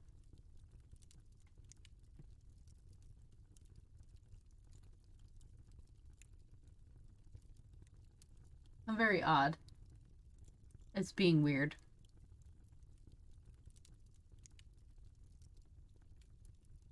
It's working. Okay. Let's just beat your live. We can see. Okay. It's just like on my dashboard, it's being very odd. Okay. As long as it's working, that's fine. Okay. They knew, of course, they must go straight east toward the rising sun, and they started off in the right way. But at noon, when the sun was over their heads, they did not know which way was east and which was west, and that was the reason they were lost in the great fields. They kept on walking, however, and at night the moon came out and shone brightly, so they lay down among the sweet-smelling yellow flowers and slept soundly until morning. I love the alliteration. Lay down among the sweet-smelling yellow flowers and slept soundly until morning, all but the Scarecrow and the Tin Woodman. The next morning the sun was behind a cloud, but they started on as if they were quite sure which way they were going. "If we walk far enough," said Dorothy, "I am sure we shall sometime come to some place." But day by day passed away, and they still saw nothing before them but the scarlet fields. The Scarecrow began to grumble a bit. "We have surely lost our way," he said, "and unless we find it again in time to reach the Emerald City, I shall never get my brains." "Nor I my heart," declared the Tin Woodman. "It seems to me I can scarcely wait till I get to Oz, and you must admit this is a very long journey." You see, said the Cowardly Lion with a whimper, I haven't the courage to keep tramping forever without getting anywhere at all. Then Dorothy lost heart. She sat down on the grass and looked at her companions, and they sat down and looked at her, and Toto found that for the first time in his life he was too tired to chase a butterfly that flew past his head. So he put out his tongue and panted and looked at Dorothy as if to ask what they should do next. Suppose we call the field mice, she suggested. They could probably tell us the way to the Emerald City. To be sure they could, cried the Scarecrow. Why didn't we think of that before? Dorothy blew the little whistle she had always carried about her neck since the Queen of the Mice had given it to her. In a few minutes they heard the pattering of tiny feet, and many of the small gray mice came running up to her. Among them was the Queen herself, who asked in her squeaky little voice, What can I do for my friends? We have lost our way, said Dorothy. Can you tell us where the Emerald City is? Certainly, answered the Queen. But it is a great way off, for you have had it at your backs all this time. Then she noticed Dorothy's golden cap and said, Why don't you use the charm of the cap and call the winged monkeys to you? They will carry you to the City of Oz in less than an hour. I didn't know there was a charm, answered Dorothy in surprise. What is it? It is written inside the golden cap, replied the Queen of the Mice. I like how everyone just knows this. But if you are going to call the winged monkeys, you must run away, for they are full of mischief and think it great fun to plague us. Won't they hurt me? Asked the girl anxiously. Oh no, they must obey the wearer of the cap. Goodbye! And she scampered out of sight with all the mice hurrying after her. Dorothy looked inside the golden cap and saw some words written upon the lining. These, she thought, must be the charm, so she read the directions carefully and put the cap upon her head. Epi-pepi-keki, she said, standing on her left foot. What did you say? Asked the Scarecrow, who did not know what she was doing. Hello, holo, hello, Dorothy went on, standing this time on her right foot. Hello, replied the Tin Woodman calmly. Zizzy, zuzzy, zick, said Dorothy, who was now standing on both feet. This ended the saying of the charm, and they heard a great chattering and flapping of wings as the band of winged monkeys flew up to them. The king bowed low before Dorothy and asked, What is your command? We wish to go to the Emerald City, said the child, and we have lost our way. We will carry you, replied the king. And no sooner had he spoken than 2 of the monkeys caught Dorothy in her arms and flew away with her. Others took the Scarecrow and the Woodman and the Lion, and one little monkey seized Toto and flew after them, although the dog tried hard to bite him. Zuzzy among us. Among us. The Scarecrow and the Tin Woodman were rather frightened at first, for they remembered how badly the winged monkeys had treated them before, but they saw that no harm was intended, so they rode through the air quite cheerfully, and had a fine time looking at the pretty gardens and woods far below them. Dorothy found herself riding easily between 2 of the biggest monkeys, one of them the king himself. They made a chair of their hands and were careful not to hurt her. Why do you have to obey the charm of the golden cap? She asked. That is a long story, answered the king, with a winged laugh. With a winged laugh. But as we have a long journey before us, I will pass the time by telling you about it if you wish. I shall be glad to hear it, she replied. Once, began the leader, we were a free people, living happily in the great forest, flying from tree to tree, eating nuts and fruit, and doing just as we pleased without calling anybody master. Perhaps some of us were rather too full of mischief at times, flying down to pull the tails of the animals that had no wings, chasing birds and throwing nuts at the people who walked in the forest. But we were careless and happy and full of fun, and enjoyed every minute of the day. This was many years ago, long before Oz came out of the clouds to rule over this land. There lived here then, away at the north, a beautiful princess who was also a powerful sorceress. All her magic was used to help the people, and she was never known to hurt anyone who was good. Her name was Gaelette, and she lived in a handsome palace built from the great blocks of ruby. Everyone loved her, but her greatest sorrow was that she could find no one to love in return, since all the men were much too stupid and ugly to mate with one so beautiful and wise. At last, however, she found a boy who was handsome and manly and wise beyond his years. Gaelette made up her mind that when he grew up to be a man, she would make him her husband. So she took him to her ruby palace and used all her magic powers to make him as strong and good and lovely as any woman could wish. When he grew to manhood, Kalala, as he was called, was said to be the best and wisest man in all the land, while his manly beauty was so great that Galet loved him dearly and hastened to make everything ready for the wedding. Meh. Am I right? Yeah. Well, that's not at all creepy. Yes, we get it. Most men are ugly. Jokely. A man wrote this. A woman didn't write this. Not at all creepy that she's like, that boy is pretty good. Let's raise him up the way I want. That's ugh. My grandfather was at that time the king of the winged monkeys, which lived in the forest near Galet's palace, and the old fellow loved a joke better than a good dinner. One day, just before the wedding, my grandfather flew out with his band when he saw Kalala walking beside the river. He was dressed in a rich costume of pink silk and purple. And oh, random, welcome in. You missed the good stuff. He was dressed in a rich costume of pink silk and purple velvet, and my grandfather thought he would see what he could do. At his word, the band flew down and seized Kalala, carried him in their arms until they were over the middle of the river, and then dropped him into the water. "Swim out, my fine fellow," cried my grandfather, "and see if the water has spotted your clothes." Kalala was much too wise not to swim, and he was not in the least spoiled by all his good fortune. He laughed when he came to the top of the water and swam to shore. But when Galet came running out to find him, she found his silks and velvet all ruined by the river. Thank you for lurking. The princess was angry, and she knew, of course, who did it. She had all the winged monkeys brought before her, and she said at first that their wings should be tied and they should be treated as they had... Oh! Hello, Black Raid! Welcome! Welcome to class. Hello, students. Come on in and have a seat. Yay! Hello, my friends. Hello, my new students. Welcome in. Have a seat. It's okay. You can redeem attendance now. Class isn't done yet. We've still got some time. Just sign the sheet. Thank you for coming in. Thank you. Oh, thank you for the Hydrate Crusader.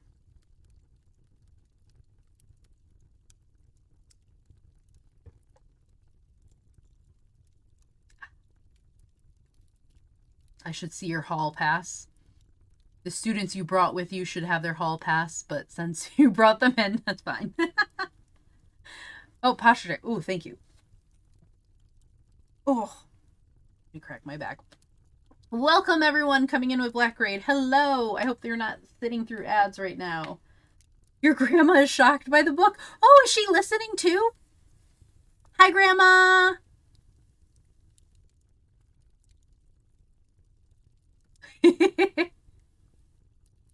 Signed and initialed agendas, yes. I hate that as a teacher. It's so annoying. Just a small break. Hi, Grandma!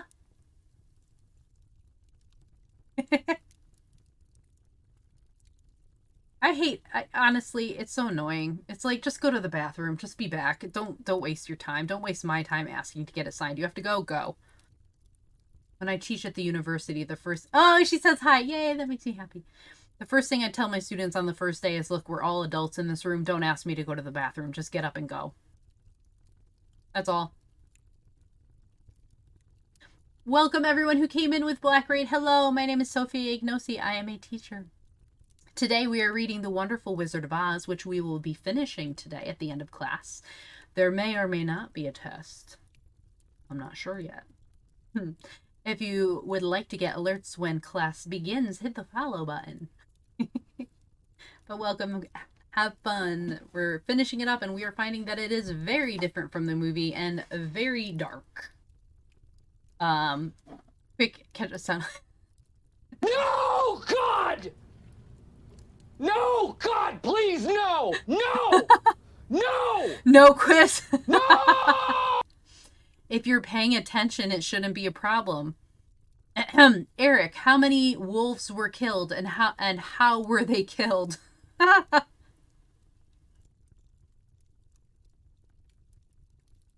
Let's see, who can tell me? I asked Eric, Isao.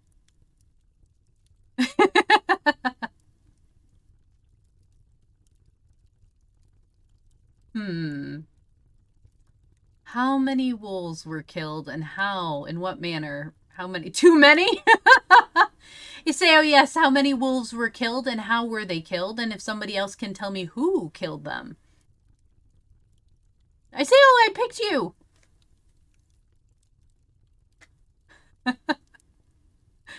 40 by decapitation, yes. And who killed them? By the Tin Woodsman, yay! Can I give points to people?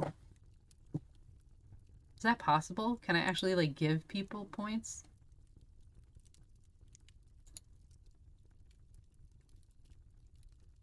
Is that, like, a possibility? Let me see. Give. I don't. Why not? I want to give channel points. How to give channel points on Twitch.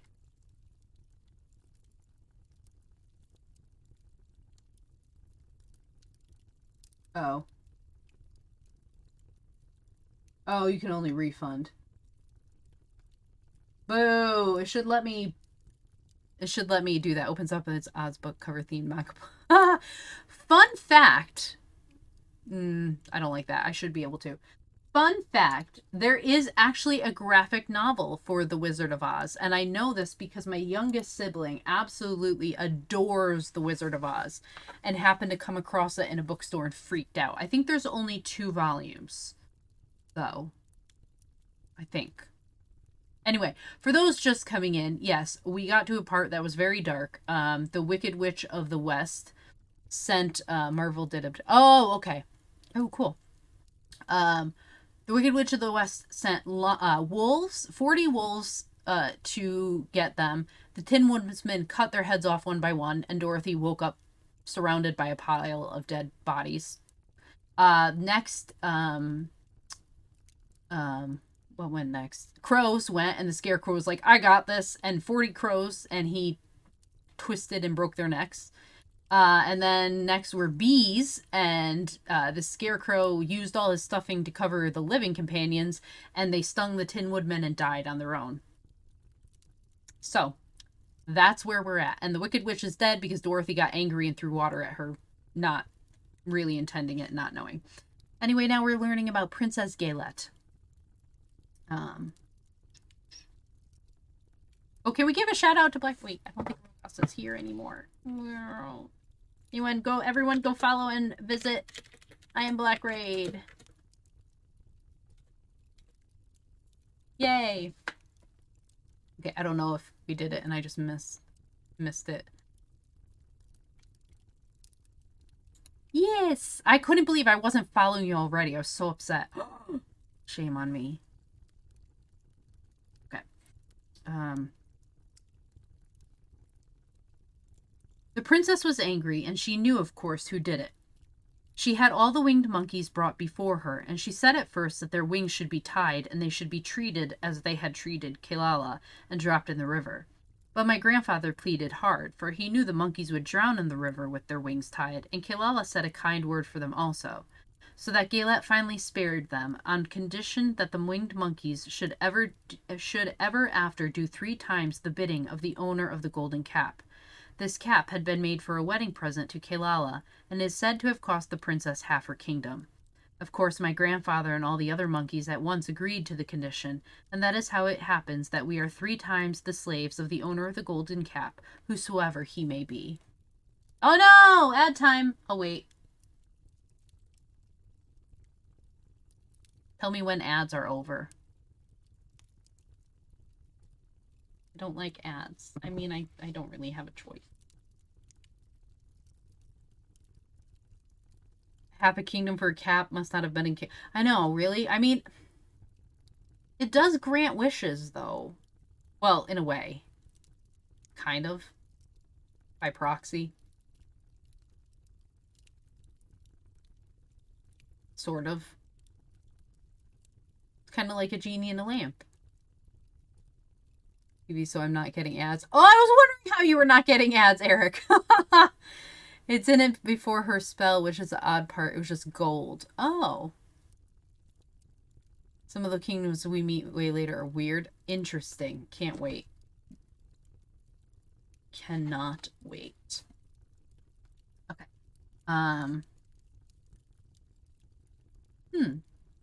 Interesting. Okay.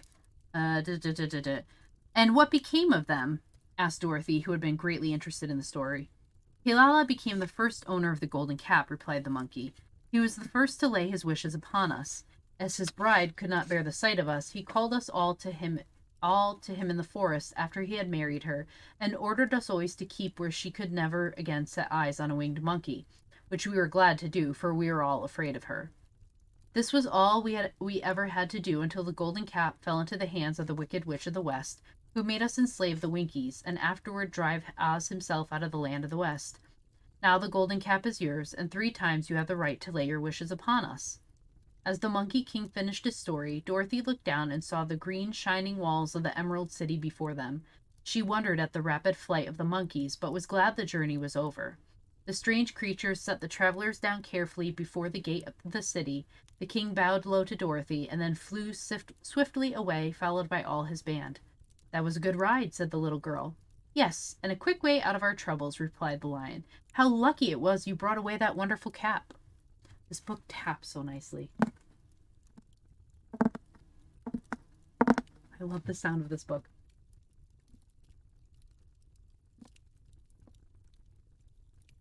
Little ASMR. Okay, the discovery of Oz the Terrible. Oh, wait. Is that a good sound?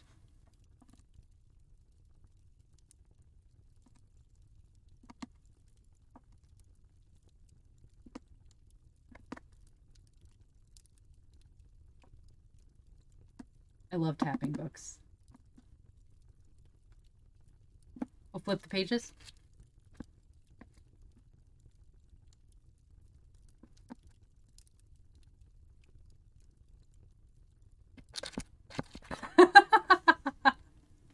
That's my kind of ASMR too, and hair brushing.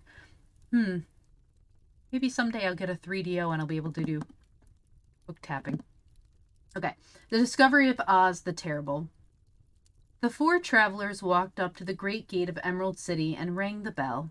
After ringing several times, it was opened by the same guardian of the gates they had met before.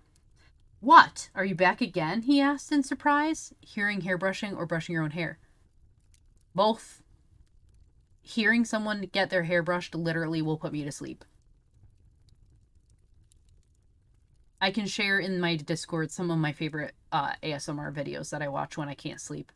They knock me right out. Do you not see us? Answered the Scarecrow.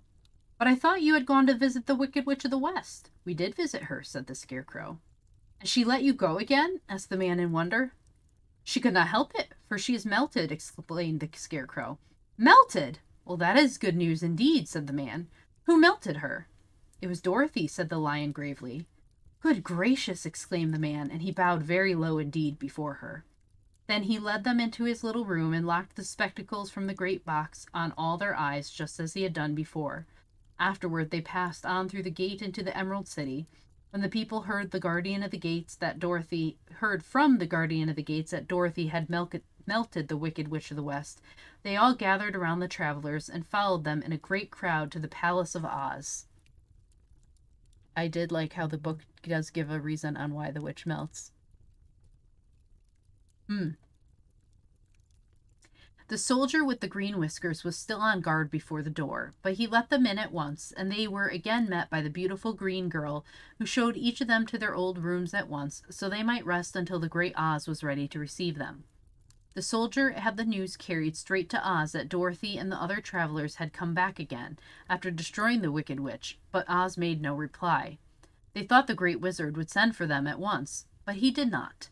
They had no word from him the next day, nor the next, nor the next. The waiting was tiresome and wearing, and at last they grew vexed that Oz should treat them in so poor a fashion, after sending them to undergo hardships and slavery. So the Scarecrow at last asked the green girl to take another message to Oz, saying if he did not let them in to see him at once, they would call the winged monkeys to help them and find out whether he kept his promises or not. When the wizard was given this message, he was so frightened that he sent for them to come to the throne room at 4 minutes after 9 o'clock in the next morning. He had once met the winged monkeys in the land of the West, and he did not wish to meet them again. Basically made out of power. Yeah. She had no blood left. It was all dried.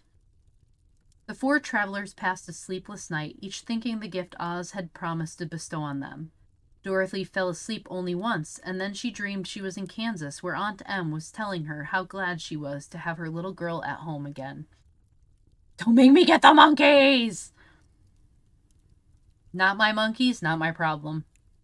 Or not my monkeys, not my circus.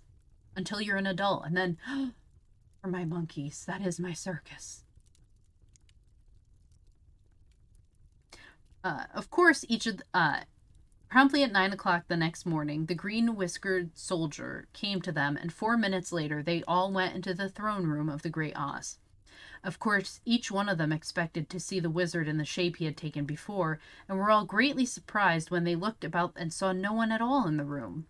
They kept close to the door and closer to one another, for the stillness of the empty room was more dreadful than any of the forms they had seen Oz take. Presently they heard a solemn voice that seemed to come from somewhere near the top of the great dome, and it said, "I am Oz, the great and terrible. Why do you seek me?" They looked again in every part of the room, and then seeing no one, Dorothy asked, "Where are you?" "I am everywhere," answered the voice, "but to the eyes of common mortals I am invisible. I will now seat myself upon my throne that you may converse with me." Indeed, the voice seemed just then to come straight from the throne itself. So they walked toward it and stood in a row while Dorothy said, "We have come to claim our promise, O Oz." "What promise?" asked Oz. "You promised to send me back to Kansas when the Wicked Witch was destroyed," said the girl. "And you promised to give me brains," said the Scarecrow. "And you promised to give me a heart," said the Tin Woodman. "And you promised to give me courage," said the Cowardly Lion. "Is the Wicked Witch really destroyed?" asked the voice, and Dorothy thought it trembled a little.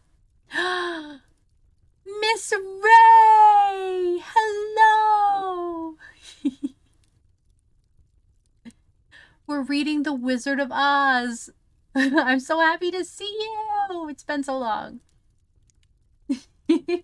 "I'm dressed up like Dorothy. And I even have silver slippers on."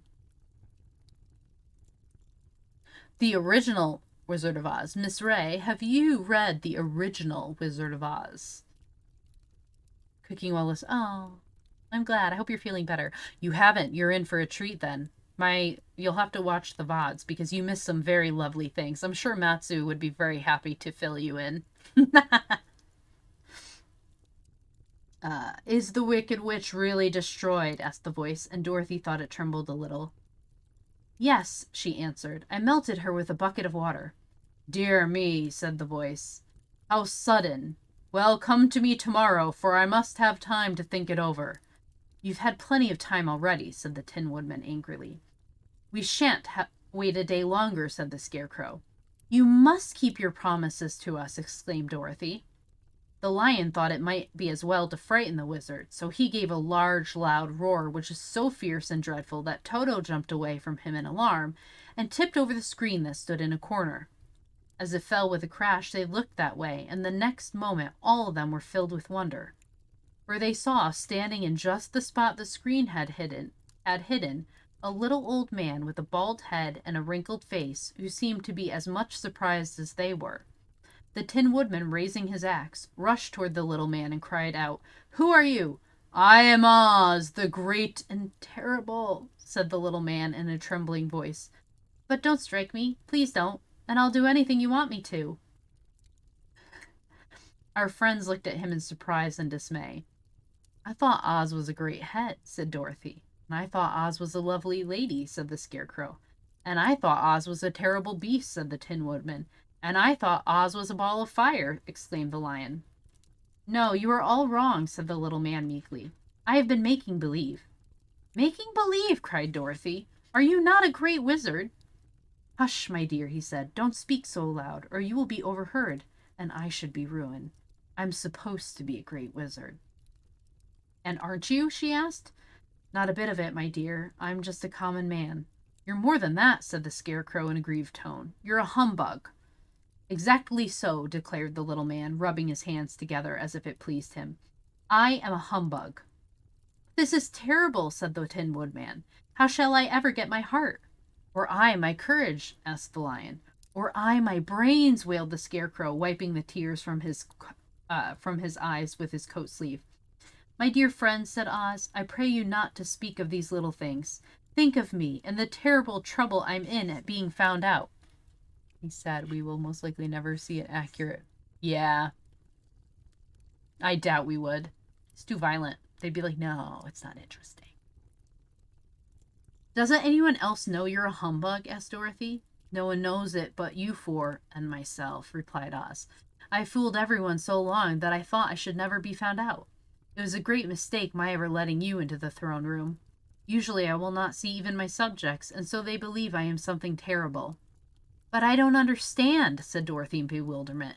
How was it that you appeared to me as a great head? That was one of my tricks, answered Oz. Step this way, please, and I will tell you all about it. He led the way to a small chamber in the rear of the throne room, and they all followed him. He pointed to one corner in which lay the great head, made out of many thicknesses of paper, and with a carefully painted face. This I hung from the ceiling by wire, said Oz. I stood behind the screen and pulled a thread to make the eyes move and the mouth open. But how about the voice? She inquired. Oh, I'm a ventriloquist, said the little man. I could throw the sound of my voice wherever I wish, so that you thought it was coming out of the head. Here are the other things I used to deceive you. He showed the Scarecrow the dress and the mask he had worn when he seemed to be the lovely lady, and the Tin Woodman saw his terrible beast was nothing but a lot of skins sewn together with slats to keep their sides out.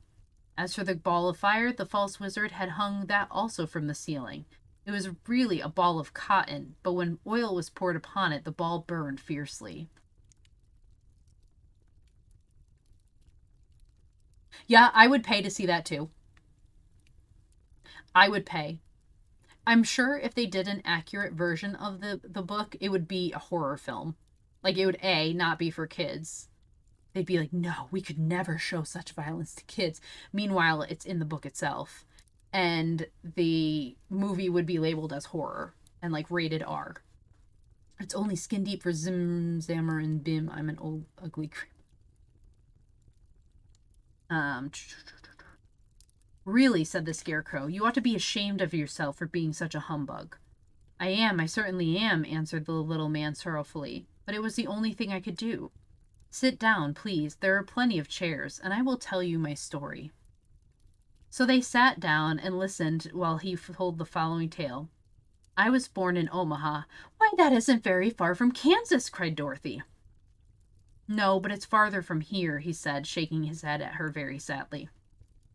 When I grew up, I became a ventriloquist, and that I was very well trained by a great master. I can imitate any kind of bird or beast. Here he mewed like a kitten, so like a kitten that Toto pricked up his ears and looked everywhere to see where she was. After a time, continued Oz, I tired of that and became a balloonist. What is that? Asked Dorothy. A man who goes up in a balloon on circus day so as to draw a crowd of people together and get them to pay to see the circus, he explained. Oh, she said, I know. Well, one day I went up in a balloon and the ropes got twisted so that I couldn't come back down again. It went way up above the clouds, so far that a current of air struck it and carried it many, many miles away. For a day and a night I traveled through the air, and on the morning of the second day I awoke and found the balloon floating over a strange and beautiful country. It came down gradually, and I was not hurt a bit. But I found myself in the midst of a strange people who, seeing me come from the clouds, thought I was a great wizard.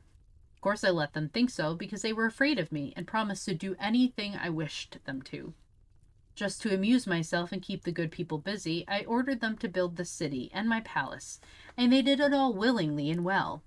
Then, I thought, as the country was so green and beautiful, I would call it the Emerald City, To make the name fit better, I put green spectacles on all the people so that everything they saw was green.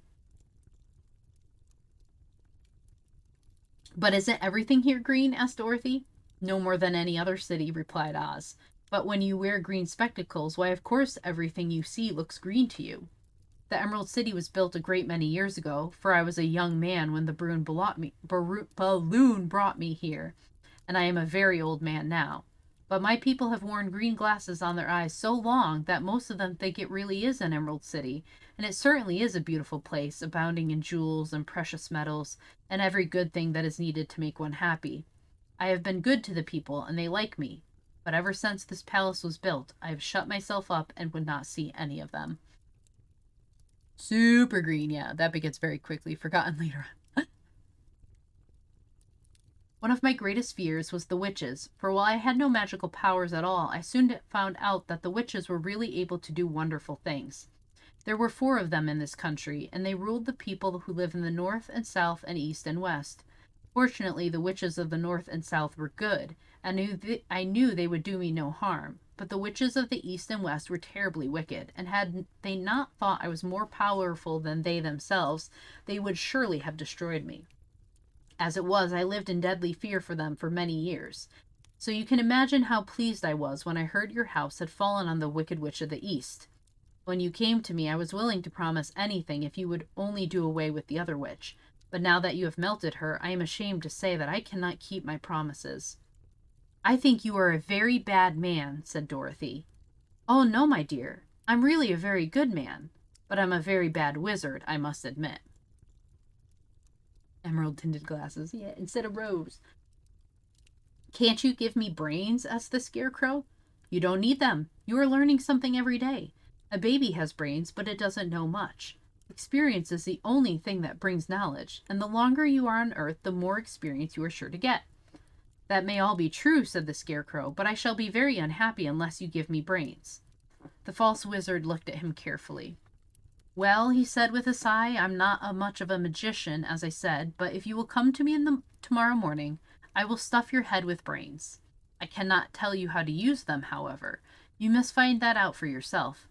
Oh, thank you, cried the Scarecrow. I'll find a way to use them, never fear. But how about my courage? Asked the Lion anxiously.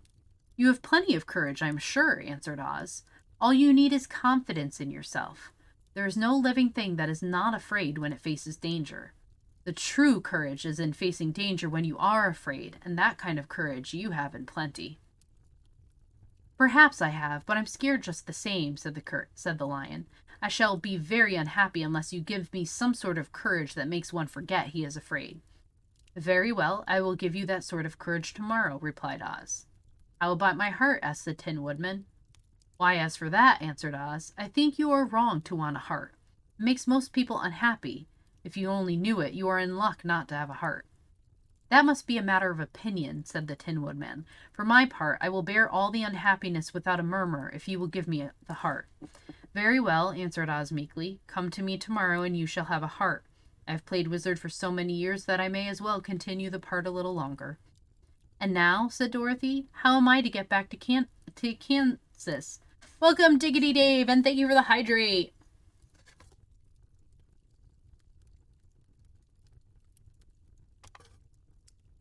I appreciate it. We shall have to think about that, replied the little man. Give me 2 or 3 days to consider the matter, and I will try to find a way to carry you over the desert. In the meantime, you shall all be treated as my guests, and while you live in the palace, my people will wait upon you and obey your slightest wish. There is only one thing I ask in return for my help, such as it is. You must keep my secret and tell no one I am a humbug. They agreed to say nothing of what they had learned, and went back to their rooms in high spirits. Even Dorothy had hoped that the great and terrible humbug, as she called him, would find a way to send her back to Kansas, and if he did, she was willing to forgive him everything. Next chapter, the magic art of the great humbug. We've got less than 20 pages left in the book. Ah. Next morning, the Scarecrow said to his friends, "Congratulate me." I am going to Oz to get my brains at last. Then, when I return, I shall be as other men are. I have always liked you as you are, said Dorothy simply. It is kind of you to like a scarecrow, he replied, but surely you will think more of me when you hear the splendid thoughts my new brain is going to turn out. Then she said goodbye to them all in a cheerful voice and went to the throne room, where he rapped upon the door. They really are. 2 streams? It's like, what?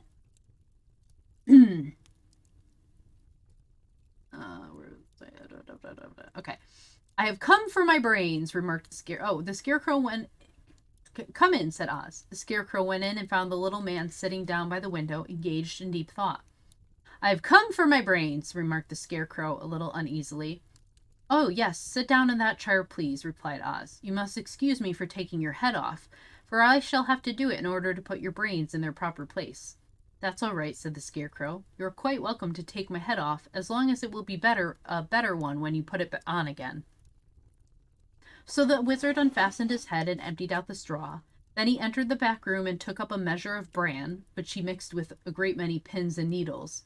Having shaken them together thoroughly, he filled the top of the Scarecrow's head with the mixture and stuffed the rest of the space with a straw to hold it in place.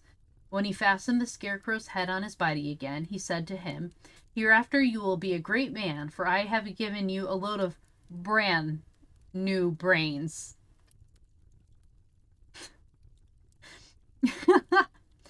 The Scarecrow was both pleased and proud at the fulfillment of his greatest wish, and having thanked Oz warmly, he went back to his friends.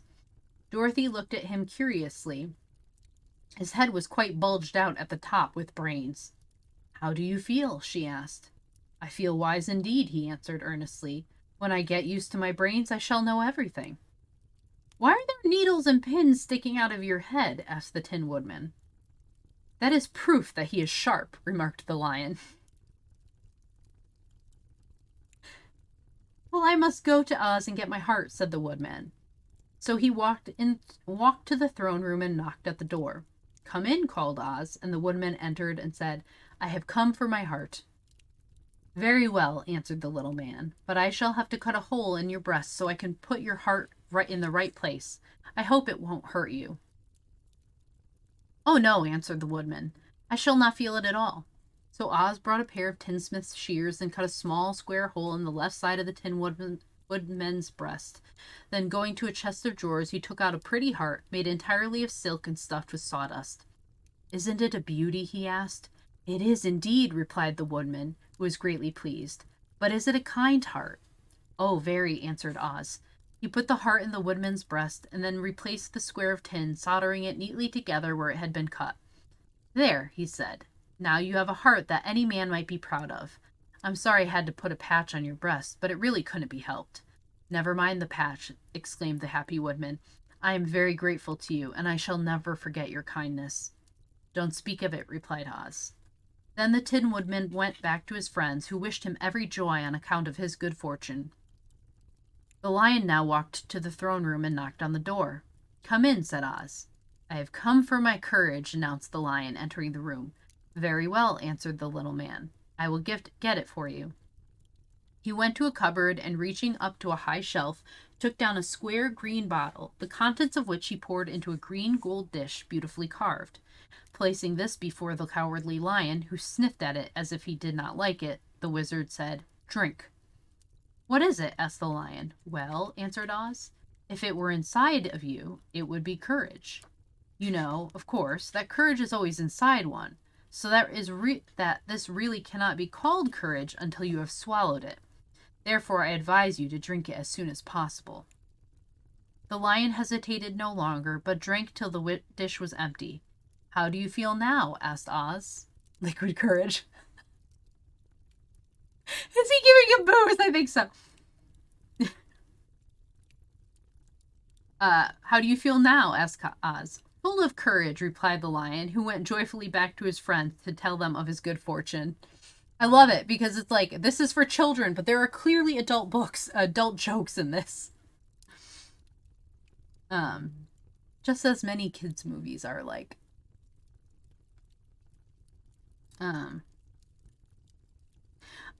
Oz, left to himself, smiled to think of his success in giving the Scarecrow and the Tin Woodman and the Lion exactly what they thought they wanted. "How can I help being a humbug," he said, "when all these people make me do things that everybody knows can't be done?" It was easy to make the Scarecrow and the Lion and the Woodman happy because they imagined I could do anything.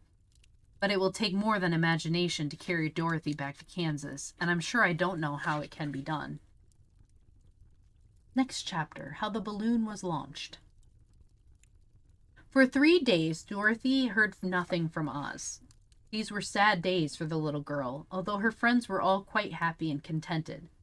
The Scarecrow told them there were wonderful thoughts in his head, but he would not say what they were because he knew no one could understand them but himself. When the Tin Woodman walked about, he felt his heart rattling around in his breast, and he told Dorothy he had discovered it to be a kinder and more tender heart than the one he had owned when he was made of flesh. The Lion declared he was afraid of nothing on earth, and would gladly face an army or a dozen of the fierce Kalidas.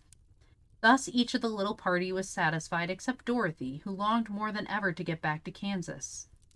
On the 4th day, to her great joy, Oz sent for her, and when she entered the throne room, he greeted her pleasantly. "Sit down, my dear. I think I have found the way to get you out of this country." "And back to Kansas?" she asked eagerly. "Well, I'm not sure about Kansas," said Oz, "for I haven't the faintest notion which way it lies. But the first thing to do is cross the desert, and then it should be easy to find your way home." It's an important plot point in The Cowardly Lion of Oz, which is not in this book. It's not in this volume.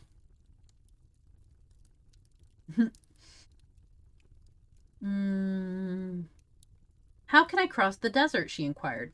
"Well, I'll tell you what I think," said the little man. "You see, when I came to this country, it was in a balloon. You also came through the air, being carried by a cyclone. So I believe the best way to get across the desert will be through the air. Now, it is quite beyond my powers to make a cyclone, but I've been thinking the matter over, and I believe I can make a balloon." "How?" asked Dorothy. "A balloon," said Oz, "is made of silk, which is coated with glue to keep the gas in it. I have plenty of silk in the palace, so it will be no trouble to make the balloon. But in all this country there is no gas to fill the balloon with to make it float." "If it won't float," remarked Dorothy, "it will be of no use to us." "True," answered Oz, "but there is another way to make it float, which is to fill it with hot air. Hot air isn't as good as gas, for if the air should get cold, the balloon would come down in the desert, and we should be lost." "We!" exclaimed the girl. "Are you going with me?" "Yes, of course," replied Oz. "I am tired of being such a humbug. If I should go out of this palace, my people would soon discover I am not a wizard, and then they would be vexed with me for having deceived them. So I have to stay shut up in these rooms all day, and it gets tiresome. I'd much rather go back to Kansas with you and be in a circus again." "I shall be glad to have your company," said Dorothy. "Thank you," he answered. "Now, if you will help me sew the silk together, we will begin to work on our balloon." So Dorothy took a needle and thread, and as fast as Oz cut the strips of silk into the proper shape, the girl sewed them neatly together. First there was a strip of light green silk, then a strip of dark green, and then a strip of emerald green, for Oz had a fancy to make the balloon in different shades of the color about them. It took 3 days to sew all the strips together, but when it was finished they had a big bag of green silk more than 20 feet long. Then Oz painted it on the inside with a coat of thin glue to make it airtight, for which he announced that the balloon was ready. "But we must have a basket to ride in," he said. So he sent the soldier with the green whiskers for a big clothes basket, which he fastened with many ropes to the bottom of the balloon. When it was all ready, Oz sent word to his people that he was going to make a visit to a great brother wizard who lived in the clouds. The news spread rapidly throughout the city, and everyone came to see the wonderful sight. Oz ordered the balloon carried out in front of the palace, and the people gazed upon it with much curiosity. The Tin Woodman had chopped a big pile of wood, and now he made a fire of it, and Oz held the bottom of the balloon over the fire so the hot air that arose from it would be caught in the silken bag. Gradually, the balloon swelled out and rose into the air, until finally the basket just touched the ground. Then Oz got into the basket and said to all the people in a loud voice, "I am now going away to make a visit. While I am gone, the Scarecrow will rule over you. I command you to obey him as you would me." The balloon was by this time tugging hard at the rope that held it to the ground, for the air within it was hot, and this made it so much lighter in weight than the air without that it pulled hard to rise into the sky. "Come, Dorothy," cried the wizard. "Hurry up or the balloon will fly away." "I can't find Toto anywhere," replied Dorothy, who did not wish to leave her little dog behind. Toto had run into the crowd to bark at a kitten, and Dorothy at last found him. She picked him up and ran towards the balloon. She was within a few steps of it, and Oz was holding out his hands to help her into the basket when crack went the ropes, and the balloon rose into the air without her. "Come back!" she screamed. "I want to go too!" "I can't come back, my dear," called Oz from the basket. "Goodbye."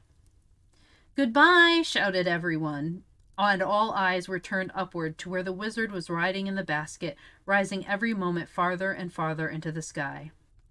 And that was the last any of them ever saw of Oz, the wonderful wizard, though he may have reached Omaha safely, and be there now for all we know. But the people remembered him lovingly and said to one another, "Oz was always our friend. When he was here, he built for us this beautiful Emerald City, and now he is gone. He has left the wise Scarecrow to rule over us." Still, for many days, they grieved over the loss of the wonderful wizard and would not be comforted. Away to the south. Dorothy wept bitterly at the passing of her hope to get home to Kansas again. But then she thought it all over. She was glad she had not gone up in a balloon. She also felt sorry at losing Oz, and so did her companions. The Tin Woodman came to her and said, "Truly, I should be ungrateful if I failed to mourn for the man who gave me my lovely heart. I should like to cry a little because Oz is gone, if you will kindly wipe away my tears so that I shall not rust." "With pleasure," she answered, and brought a towel at once. Then the Tin Woodman wept for several minutes, and she watched the tears carefully and wiped them away with the towel. When she had finished, he thanked her kindly and oiled himself thoroughly with his jeweled oil can to guard against mishap. The Scarecrow was now the ruler of the Emerald City, and although he was not a wizard, the people were proud of him. For, they said, there is not another city in all the world that is ruled by a stuffed man. And, so far as they knew, they were quite right. The morning after the balloon had gone up with Oz, the four travelers met in the throne room and talked matters over. The Scarecrow sat in the big throne, and the others stood respectfully before him. "We are not so unlucky," said the new ruler, "for this palace and the Emerald City belong to us, and we can do just as we please. When I remember that a short time ago I was up on a pole in a farmer's cornfield, and that now I am the ruler of this beautiful city, I am quite satisfied with my lot." "I also," said the Tin Woodman, "am well pleased with my new heart, and really that was the only thing I wished in all the world. For my part, I am content in knowing I am as brave as any beast that ever lived, if not braver," said the Lion modestly. "If Dorothy would only be contented to live in the Emerald City," continued the Scarecrow, "we might all be happy together." "But I don't want to live here," cried Dorothy. "I want to go to Kansas and live with Aunt Em and Uncle Henry." "Well then, what can be done?" inquired the Woodman. The Scarecrow decided to think, and he thought so hard that the pins and needles began to stick out of his brains. Finally, he said, "Why not call the winged monkeys and ask them to carry you over the desert?" "I never thought of that," said Dorothy joyfully. "It's just the thing. I'll go at once for the golden cap." When she brought it into the throne room, she spoke the magic words, and soon the band of winged monkeys flew in through the open window and stood beside her. "This is the second time you have called us," said the Monkey King, bowing before the little girl. "What do you wish?" "I want you to fly with me to Kansas," said Dorothy. But the Monkey King shook his head. "That cannot be done," he said. "We belong to this country alone and cannot leave it. There has never been a winged monkey in Kansas yet, and I suppose there never will be, for they don't belong there. We shall be glad to serve you in any way in our power, but we cannot cross the desert. Goodbye." And with another bow, the Monkey King spread his wings and flew away through the window, followed by all his band. Dorothy was ready to cry with disappointment. I have wasted the charm of the golden cap to no purpose, she said, for the winged monkeys cannot help me. It is certainly too bad, said the tender-hearted woodman. But if they can't do it, is it really wasting it? Because they can't do what she's asked.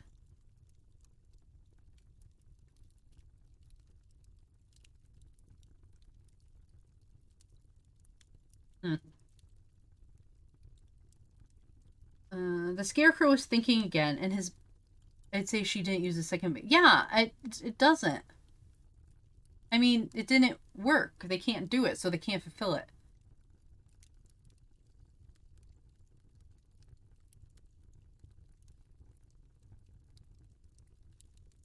She rolled a 1. I think it's a waste of it. If they were to count it, that would be bogus. It's always the fine print. Depends on the fine print in the agreement. That's true. The Scarecrow was thinking again, and his head bulged out so horribly that Dorothy feared it would burst. Let us call in the soldier with the green whiskers, he said, and ask for his advice. Oh, thank you for the hydrate.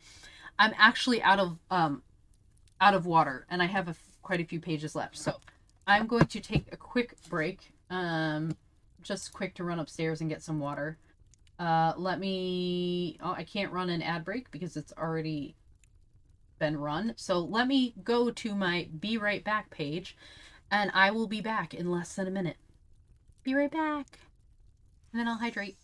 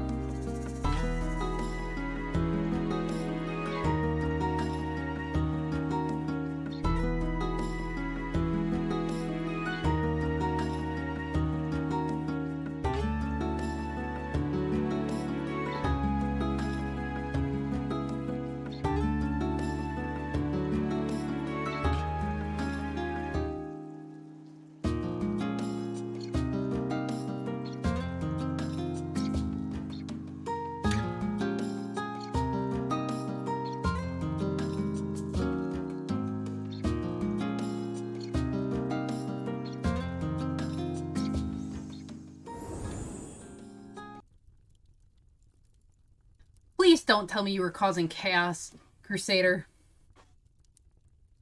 I have hydrated. I'll take another drink. Thank you, Annabette. The books tend to run on weird logic. Oz runs on weird logic. That's what makes it such a dangerous place in the books. Yeah. So who was gonna copy somebody's? Read about 20 or so of the books. Really, Matsu? That's a lot of them. A bit more. The last 2 books that were written, if I recall, were horribly difficult to get, especially the last one. Oh, damn. Teacher's back. Time to go back to sleep. Has been eating pizza in the corner. Like I said, I don't mind if you eat in class as long as you don't make a mess. Yeah, share your pizza. That's not polite. If we watch the movie in the Discord, you can have popcorn and soda, whatever you wish. Okay. Okay, cannot be done. Let us call in the soldier with the green whiskers, he said, and asked his advice. Pepperoni green. Oh, take off the pepperoni for me and I'll eat it. Okay, So the soldier was summoned and entered the throne room timidly, for while Oz was alive, he never was allowed to come further than the door. This little girl, said the Scarecrow to the soldier, wishes to cross the desert. How can she do so? I cannot tell, answered the soldier, for nobody has ever crossed the desert unless it is Oz himself.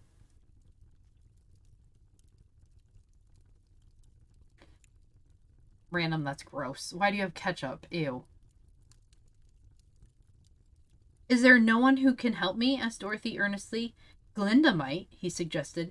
Who is Glinda? Inquired the Scarecrow. The Witch of the South. She is the most powerful of all the witches and rules over the Quadlings.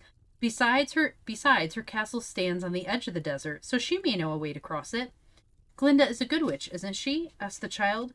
The Quadlings think she is good, said the soldier. She's kind to everyone. I have heard that Glinda is a beautiful woman who knows how to keep young in spite of the many years she has lived. How can I get to her castle? Asked Dorothy. The road is straight to the south, he answered, but it is said to be full of dangers to travelers.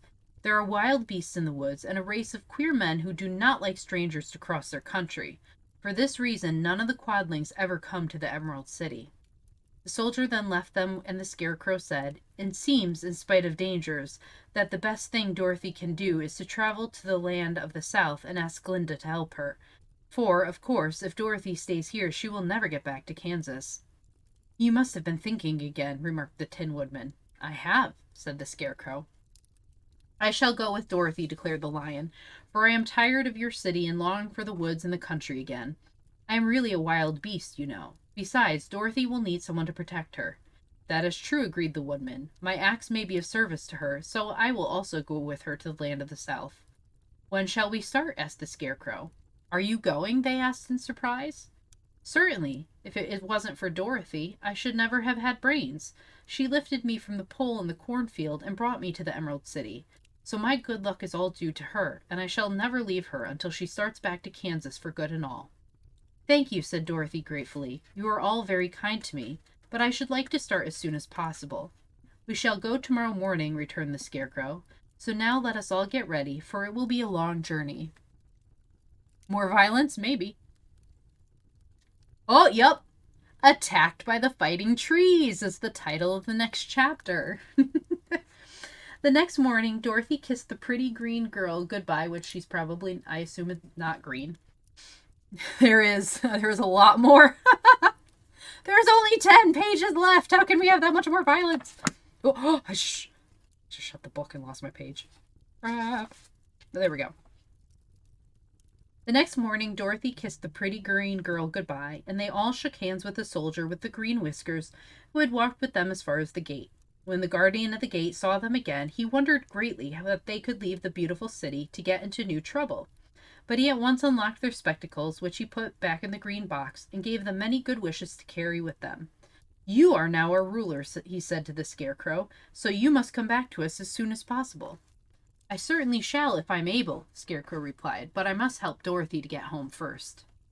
As Dorothy bade the good-natured guardian a last farewell, she said, I have been very kindly treated in your lovely city, and everyone has been good to me.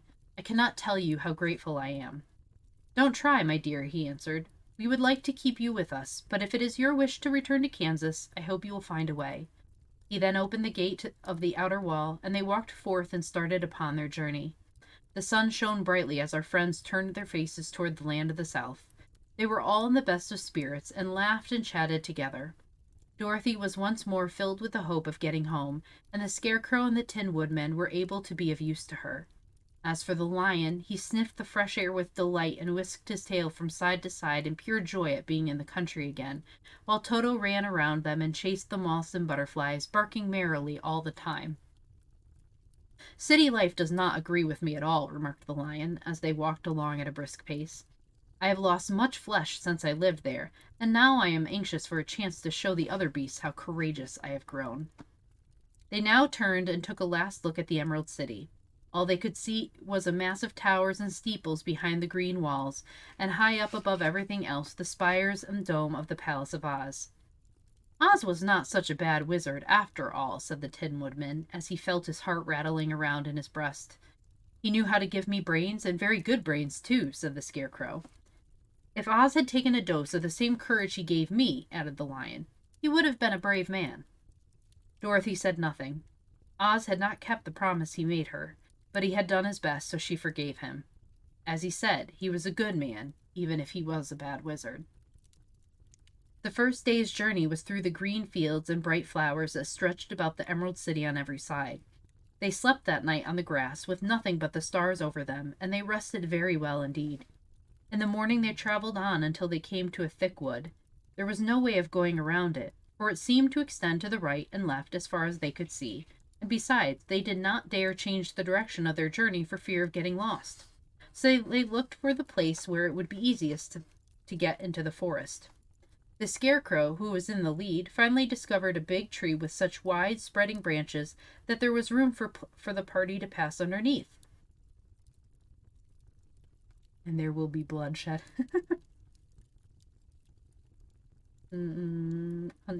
So he walked forward to the tree, but just as he came under the first branches, they bent down and twined around him, and the next... Hey, Spaghetti! Boo! You scared me! Ah! Welcome in! And twined around him, and the next minute he was raised from the ground and flung headlong among his fellow travelers. This did not hurt the Scarecrow, but it surprised him, and he looked rather dizzy when Dorothy picked him up. "Here is another space between the trees," called the Lion. "Let me try it first," said the Scarecrow, "for it doesn't hurt me to get thrown about." He walked up to another tree as he spoke, but its branches immediately seized him and tossed him back again. "This is strange!" exclaimed Dorothy. "What shall we do?" "Just the trees seem to have made up their minds to fight us and stop our journey," remarked the Lion. "I believe I will try it myself," said the Woodman, and shouldering his axe, he marched up to the first tree that had handled the Scarecrow so roughly. When a big branch bent down to seize him, the Woodman chopped at it so fiercely that he cut it in two. At once the tree began shaking all its branches as if in pain, and the Tin Woodman passed safely under it. "Come on," he shouted to the others. "Be quick!" They all ran forward and passed under the tree without injury, except Toto, who was caught by a small branch and shaken until he howled. But the Woodman promptly chopped off the branch and set the little dog free. The other trees of the forest did nothing to keep them back, so they made up their minds that only the first row of trees could bend down their branches, and that probably these were the policemen of the forest, and given this wonderful power in order to keep the strangers out of it. The four travelers walked with ease through the trees until they came to the farther edge of the wood.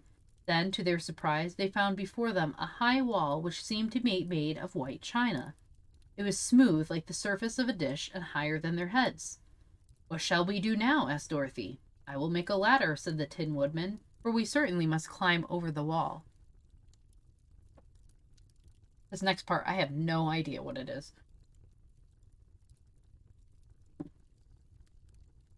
All right. The next chapter is called The Dainty China Country. While the Woodman was making a ladder from wood which he found in the forest, Dorothy lay down and slept, for she was tired by the long walk. The Lion also curled himself up to sleep, and Toto lay beside him. Oz is weird. That reminds me, I want to watch the movie Babes in Toyland. That's such a great movie. The Scarecrow watched the Woodman while he worked and said to him, "I cannot think why this wall is here, nor what it is made of." "Rest your brains and do not worry about the wall," replied the Woodman. "When we have climbed over it, we shall know what is on the other side." After a time, the ladder was finished. It looked clumsy, but the Tin Woodman was sure it was strong and would answer their purpose. The Scarecrow waked Dorothy and the Lion and Toto, and told them that the ladder was ready. The Scarecrow climbed up the ladder first, but he was so awkward that Dorothy had to follow close behind and keep him from falling off. When he got his head up over the top of the wall, the Scarecrow said, "Oh my!" "Go on," exclaimed Dorothy.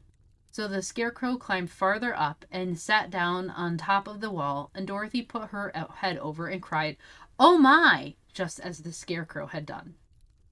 Then Toto came up and immediately began to bark, but Dorothy made him be still. The Lion climbed the ladder next, and the Tin Woodman came last, but both of them cried, "Oh my!" as soon as they looked over the wall. When they were all sitting in a row on the top of the wall, they looked down and saw a strange sight. Everyone in class, "Oh my!" Before them was a great stretch of country having a floor as smooth and shining and white as the bottom of a big platter. Scattered around were many houses made entirely of china and painted in the brightest colors. These houses were quite small, the biggest of them reaching only as high as Dorothy's waist. There were also pretty little barns with china fences around them, and many cows and sheep and horses and pigs and chickens, all made of china, were standing about in groups. But the strangest of all were the people who lived in this queer country. There were milkmaids and shepherdesses with brightly colored bodices and golden spots all over their gowns, and princesses with most gorgeous frocks of silver and gold and purple, and shepherds dressed in knee breeches with pink and yellow and blue stripes down them, and golden buckles on their shoes, and princes with jeweled crowns upon their heads, wearing ermine robes and satin doublets, and funny clowns in ruffled gowns with round red spots upon their cheeks and tall pointed caps. And strangest of all, these people were all made of china, even to their clothes, and were so small that the tallest of them was no higher than Dorothy's knee. No one did so much as look at the travelers at first, except one little purple china dog with an extra large head, which came to the wall and barked at them in a tiny voice, afterwards running away again. "How shall we get down?" asked Dorothy. They found the ladder so heavy they could not pull it up, so the Scarecrow fell off the wall, and the others jumped down upon him so that the hard floor would not hurt their feet. Of course, they took pains not to light on his head and get the pins in their feet. When all were safely down, they picked up the Scarecrow, whose body was quite flattened out, and patted his straw into shape again. "We must cross this strange place in order to get to the other side," said Dorothy, "for it would be unwise for us to go any other way except due south." They began walking through the country of the China people, and the first thing they came to was a China milkmaid milking a China cow. As they drew near, the cow suddenly gave a kick and kicked over the stool, the pail, and even the milkmaid herself, and all fell on the ground with a great clatter. Dorothy was shocked to see that the cow had broken her leg off, and that the pail was lying in several small pieces, while the poor milkmaid had a nick in her left elbow. "There!" cried the milkmaid angrily. "See what you have done! My cow has broken her leg, and I must take her to the mender's shop and have it glued on again. What do you mean by coming here and frightening my cow?" "I'm very sorry," returned Dorothy. "Please forgive us." But the pretty milkmaid was much too vexed to take any answer. She picked up the leg sulkily and led her cow away, the poor animal limping on 3 legs. As she left them, the milkmaid cast many reproachful glances over her shoulder at the clumsy strangers, holding her nicked elbow close to her side. "How do you milk a China cow?"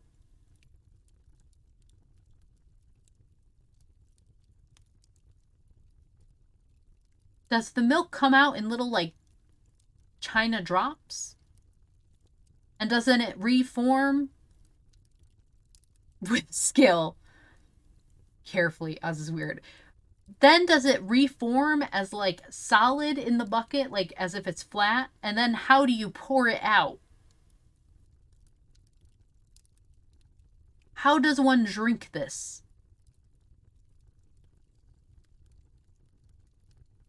"I have questions."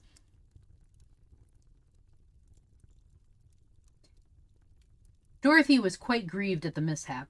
"We must be very careful here," said the kind-hearted woman, "or we may hurt these pretty little people so they will never get over it." A little farther on, Dorothy met a most beautifully dressed young princess, who stopped short as she saw the strangers and started to run away.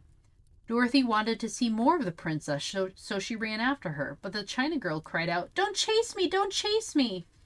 She had such a frightened little voice that Dorothy stopped and said, "Why not?" "Because," answered the princess, also stopping a safe distance away, "if I run, I may fall down and break myself."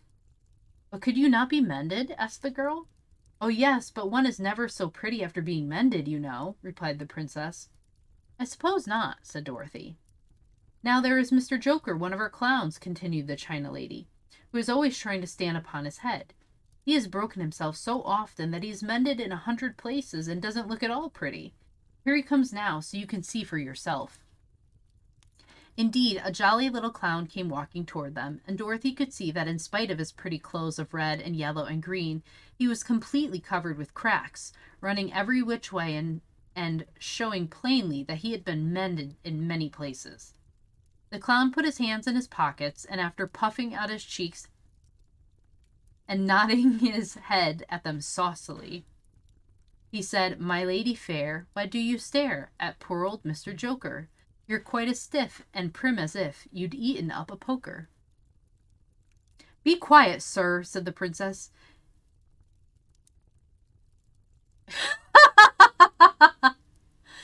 He may be. "Be quiet, sir," said the princess. "Can't you see these are strangers and should be treated with respect?" "Well, that's respect, I expect," declared the clown, and immediately stood upon his head. "Don't mind Mr. Joker," said the princess to Dorothy. "He is considerably cracked in his head, and that makes him foolish." "Oh, I don't mind him a bit," said Dorothy. "But you are so beautiful," she continued, "that I am sure I could love you dearly. Won't you let me carry you back to Kansas and stand you on Aunt Em's mantle? I could carry you in my basket." "That would make me very unhappy," answered the China Princess. "You see, here in our country we live contentedly and can talk and move around as we please. But whenever any of us are taken away, our joints at once stiffen, and we can only stand straight and look pretty. Of course, that is all that is expected of us when we are on mantels and cabinets and drawing-room tables, but our lives are much more pleasanter here in our own country."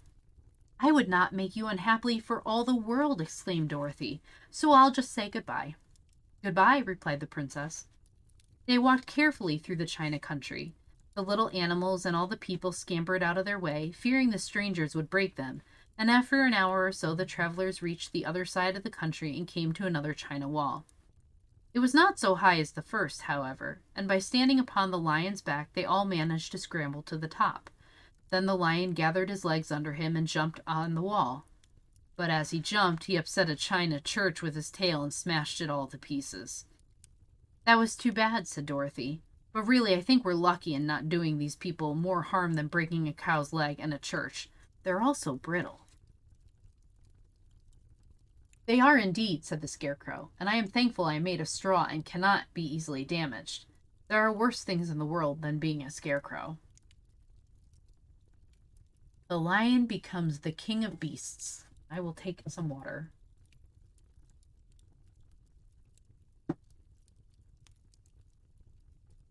After climbing down from the China wall, the travelers found themselves in a disagreeable country, full of bogs and marshes and covered with tall, rank grass. It was difficult to walk without falling into muddy holes, for the grass was so thick that it hid them from sight. However, by carefully picking their way, they got safely along until they reached solid ground. But here the country seemed wilder than ever, and after a long and tiresome walk through the underbrush, they entered another forest where the trees were bigger and older than any they had ever seen.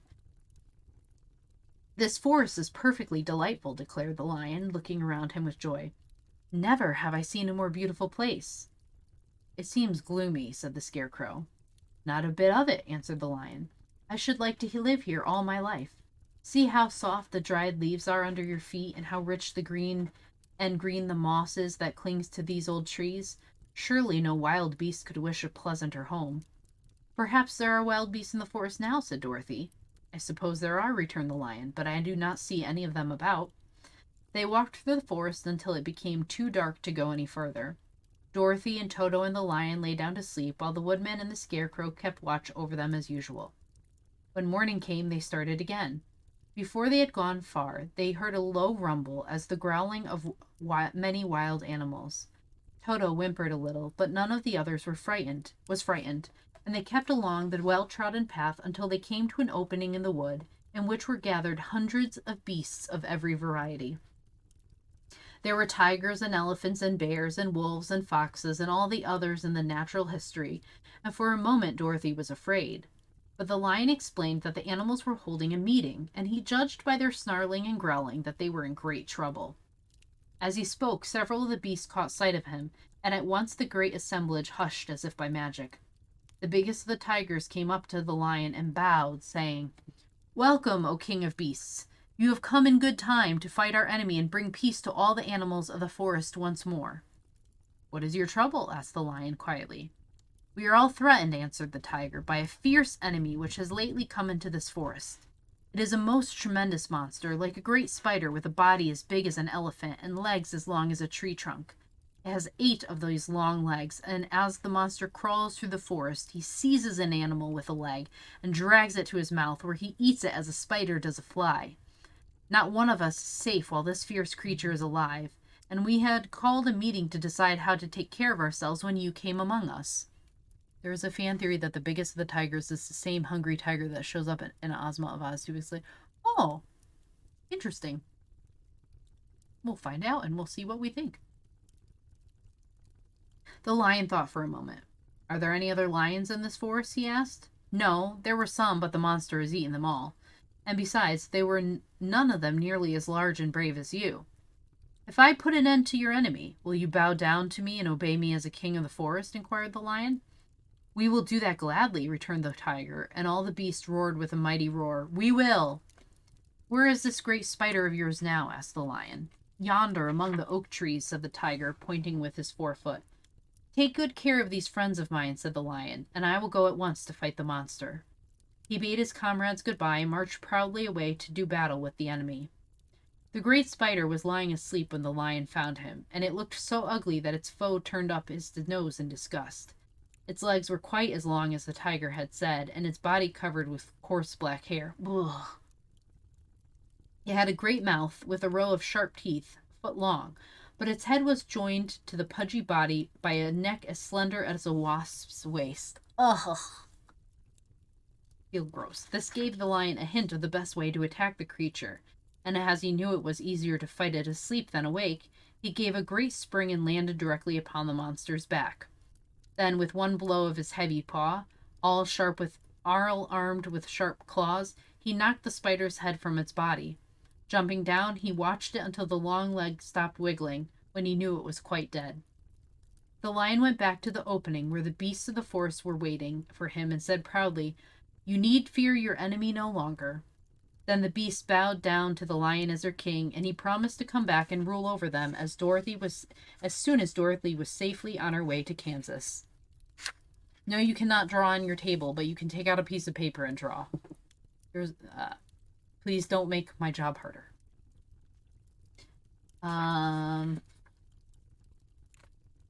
There are three chapters left in the book. 3 chapters! We're almost there. The Country of the Quadlings. The 4 travelers passed through the rest of the forest in safety, and when they came out from its gloom, saw before them a steep hill, covered from top to bottom with great pieces of rock. That will be a hard climb, said the Scarecrow, but we must get over the hill nevertheless. So he led the way and the others followed. They had nearly reached the first rock when they heard a rough voice cry out, Keep back! Who are you? Asked the Scarecrow. Then a head showed itself over the rock, and the same voice said, This hill belongs to us, and we don't allow anyone to cross it.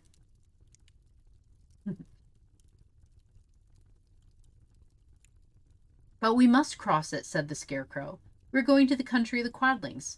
But you shall not, replied the voice, and there stepped from behind the rock the strangest man the travelers had ever seen. He was quite short and stout, with a big head, which was flat at the top and supported by a thick neck full of wrinkles.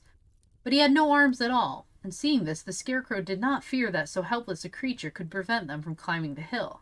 So he said, I'm sorry not to do as you wish, but we must pass over your hill whether you like it or not. And he walked boldly forward. As quick as lightning, the man's head shot forward, and his neck stretched out until the top of the head, where it was flat, struck the Scarecrow in the middle and sent him tumbling over and over down the hill. That's freaking terrifying.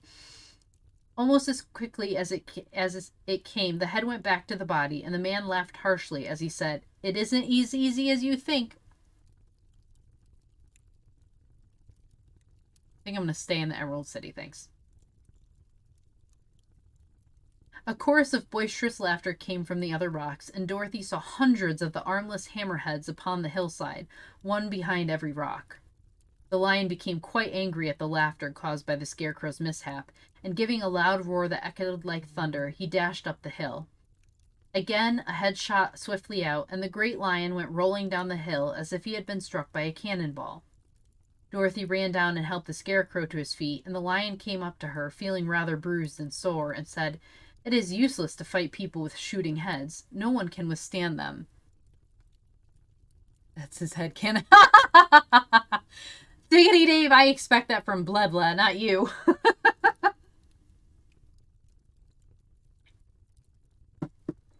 Ah, ha, ha, ha. Um, what can we do then? She asked. Call the winged monkeys, asked the Tin Woodman. You still have the right to command them once more. You're subbing in for blah blah. Very well, she answered, and putting on the golden cap, she uttered the magic words. The monkeys were as prompt as ever, and in a few moments the entire band stood before her. What are your commands? Inquired the king of the monkeys, bowing low. Carry us over the hill to the country of the Quadlings, answered the girl. It shall be done, said the king, and at once the winged monkeys caught the four travelers and Toto up in their arms and flew away with them. As they passed over the hill, the hammerheads yelled with vexation and shot their heads high in the air, but they could not reach the winged monkeys, which carried Dorothy and her comrades safely over the hill and set them down in the beautiful country of the Quadlings. I'm going to have nightmares about the hammerheads. I'm not even joking. This is the last time you can summon us, said the leader to Dorothy. So goodbye and good luck to you. Goodbye and thank you very much, returned the girl, and the monkeys rose into the air and were out of sight in a twinkling. The country of the Quadlings seemed rich and happy. There was field upon field of ripening grain, with well-paved roads running between, and pretty rippling brooks with strong bridges across them. The fences and houses and bridges were all painted bright red, just as they had been painted yellow in the country of the Winkies and blue in the country of the Munchkins.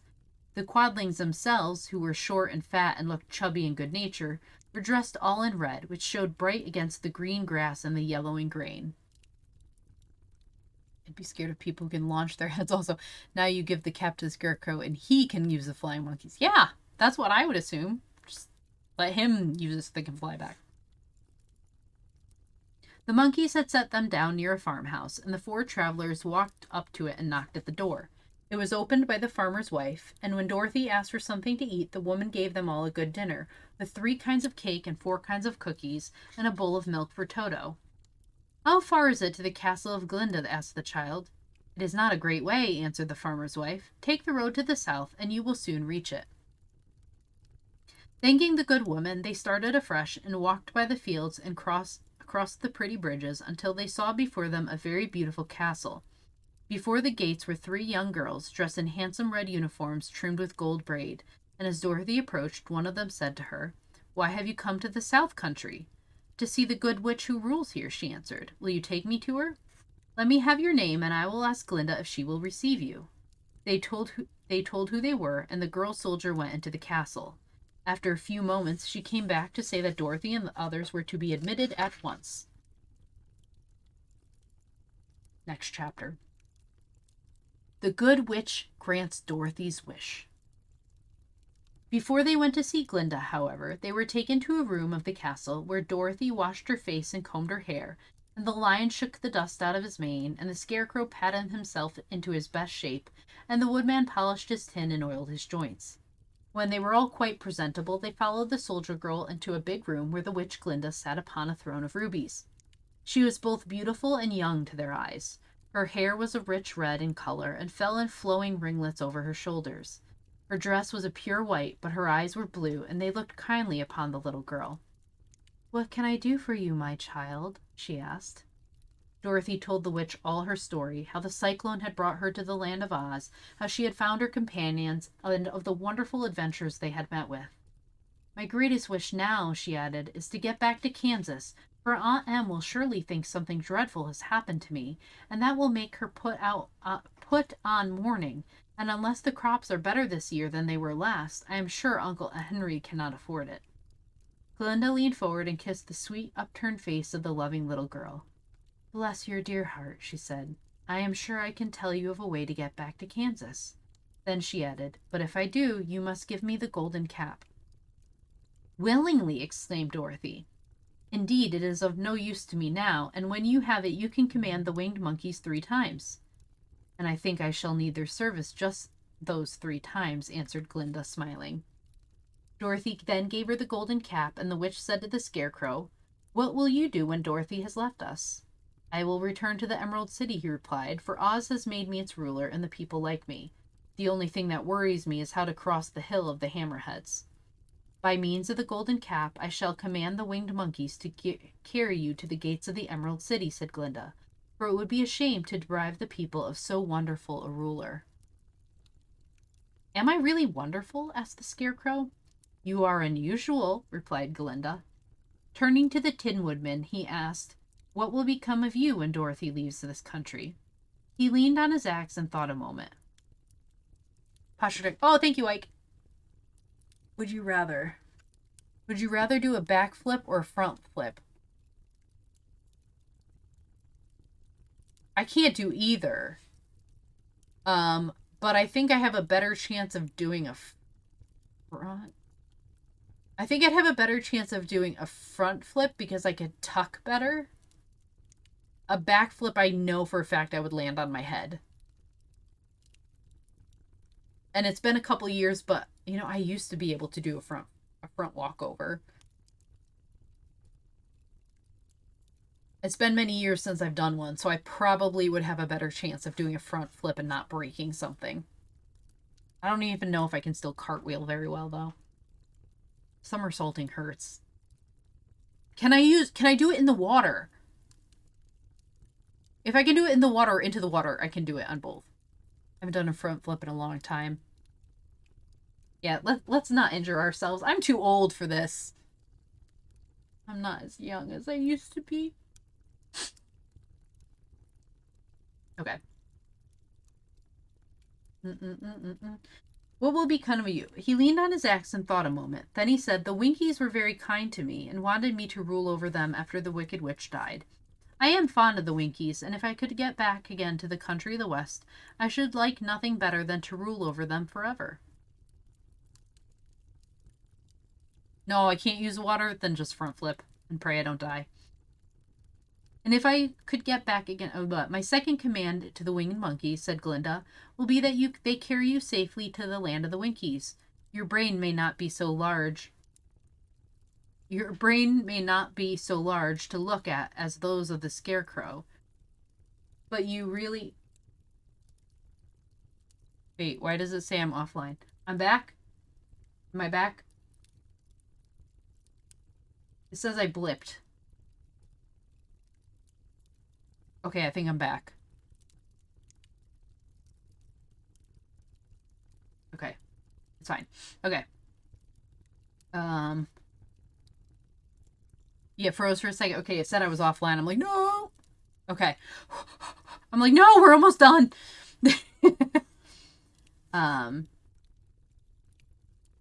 Your brain may not be so large to look at as those of the Scarecrow, but you are really brighter than he is, when you are well polished, and I am sure you will rule the Winkies wisely and well.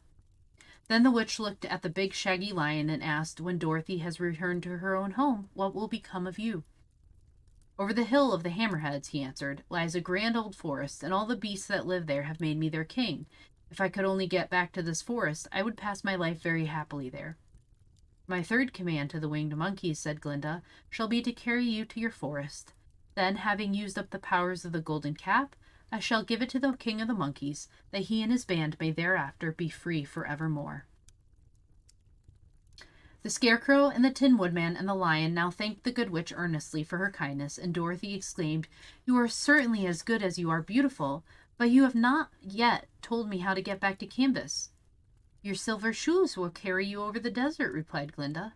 If you had known their power, you could have gone back to your Aunt Em the very first day you came to this country. But then I should not have had my wonderful brains, cried the Scarecrow. I might have passed my whole life in the farmer's cornfield. And I should not have had my lovely heart, said the Tin Woodman. I might have stood and rusted in the forest till the end of the world. And I should have lived a coward forever, declared the Lion, and no beast in all the forest would have had a good word to say to me. This is all true, said Dorothy, and I am glad I was of use to these good friends. But now that each of them has had what he most desired, and each is happy in having a kingdom to rule besides, I think I should like to go back to Kansas. Makes that reveal make sense. Which reveal?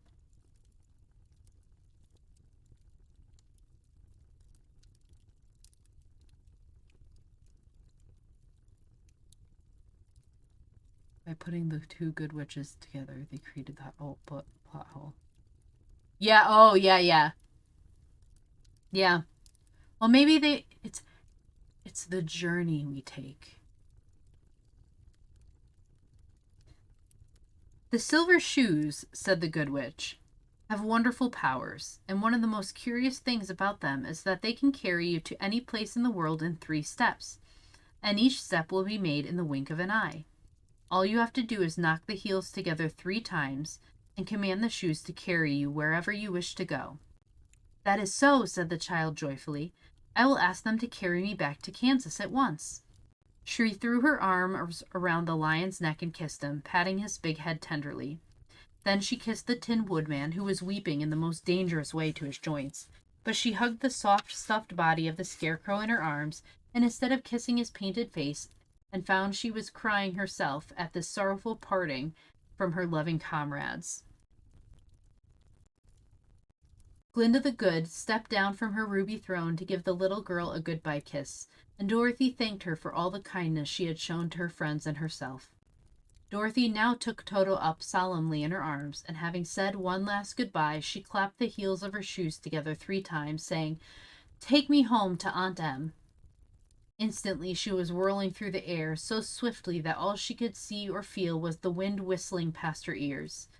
The silver shoes took but 3 steps, and then she stopped so suddenly that she rolled over upon the grass several times before she knew where she was.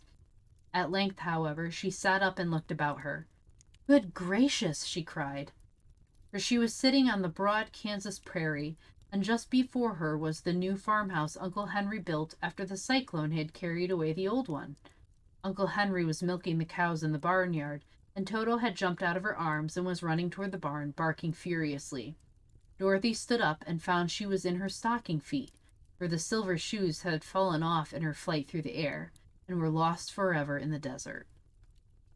So many kisses. The final chapter. Home again. Aunt Em had just come out of the house to water the cabbages when she looked up and saw Dorothy running toward her. "My darling child," she cried, folding the little girl in her arms and covering her face with kisses. "Where in the world did you come from?"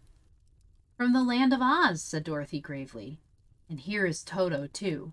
And oh, Aunt Em, I'm so glad to be at home again."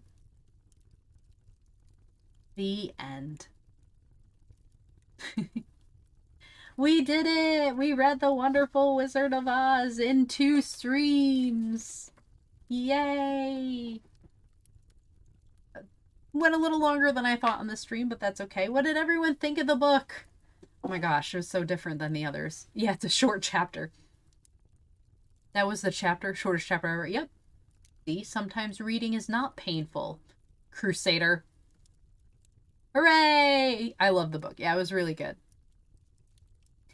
One of your favorites? It's great. Yay! What, compared to the movie... Compared to the movie, what did you think? Do you like the book better, the movie better? More of the book myself? Yeah. I'd hold it, but here, I'll do this instead. What do I say correctly so there's no quiz?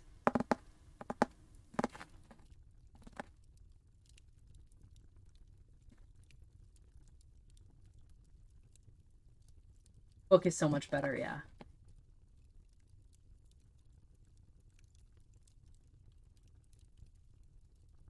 Oh, thank you. I think I prefer the book. It's somehow a little less childish than the movie is, though I can't blame them for abridging the story somewhat. Yeah. I liked this a lot. Yeah. The book is so much better. I mean, the movie is great. Don't get me wrong. The movie is fantastic for what it is. It's fun. But then you read the book and it's like, we could have had decapitation? Like, what? We're missing a lot of good stuff. There's so much that we're missing.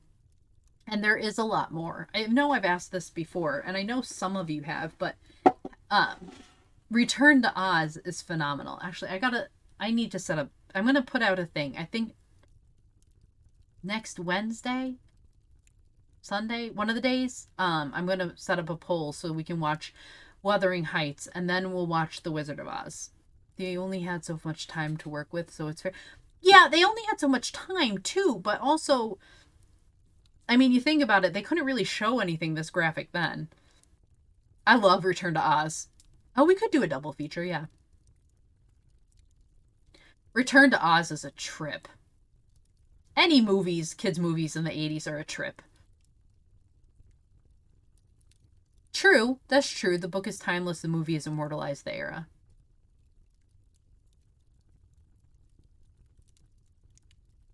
It's Wednesday, my dude.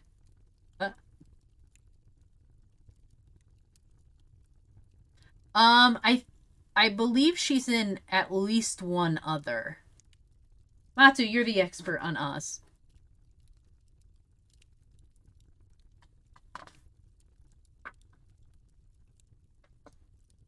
What do you see?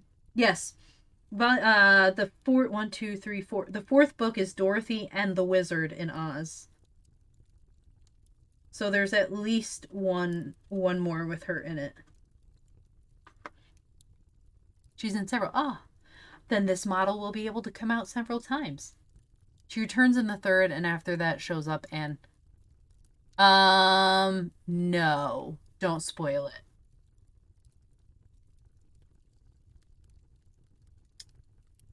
Return to Oz has some really weird... It's got TikTok, the wheelies who terrify me. Princess Mombi. Terrifying. Though not as terrifying as a child that I thought. I think, oh man, when we watch, I can't wait till we watch Return to Oz in the Discord, because you guys have no idea what shenanigans this movie is. She's not my favorite Oz main character, but she's neat. Which one? Princess Mombi? Or Dorothy?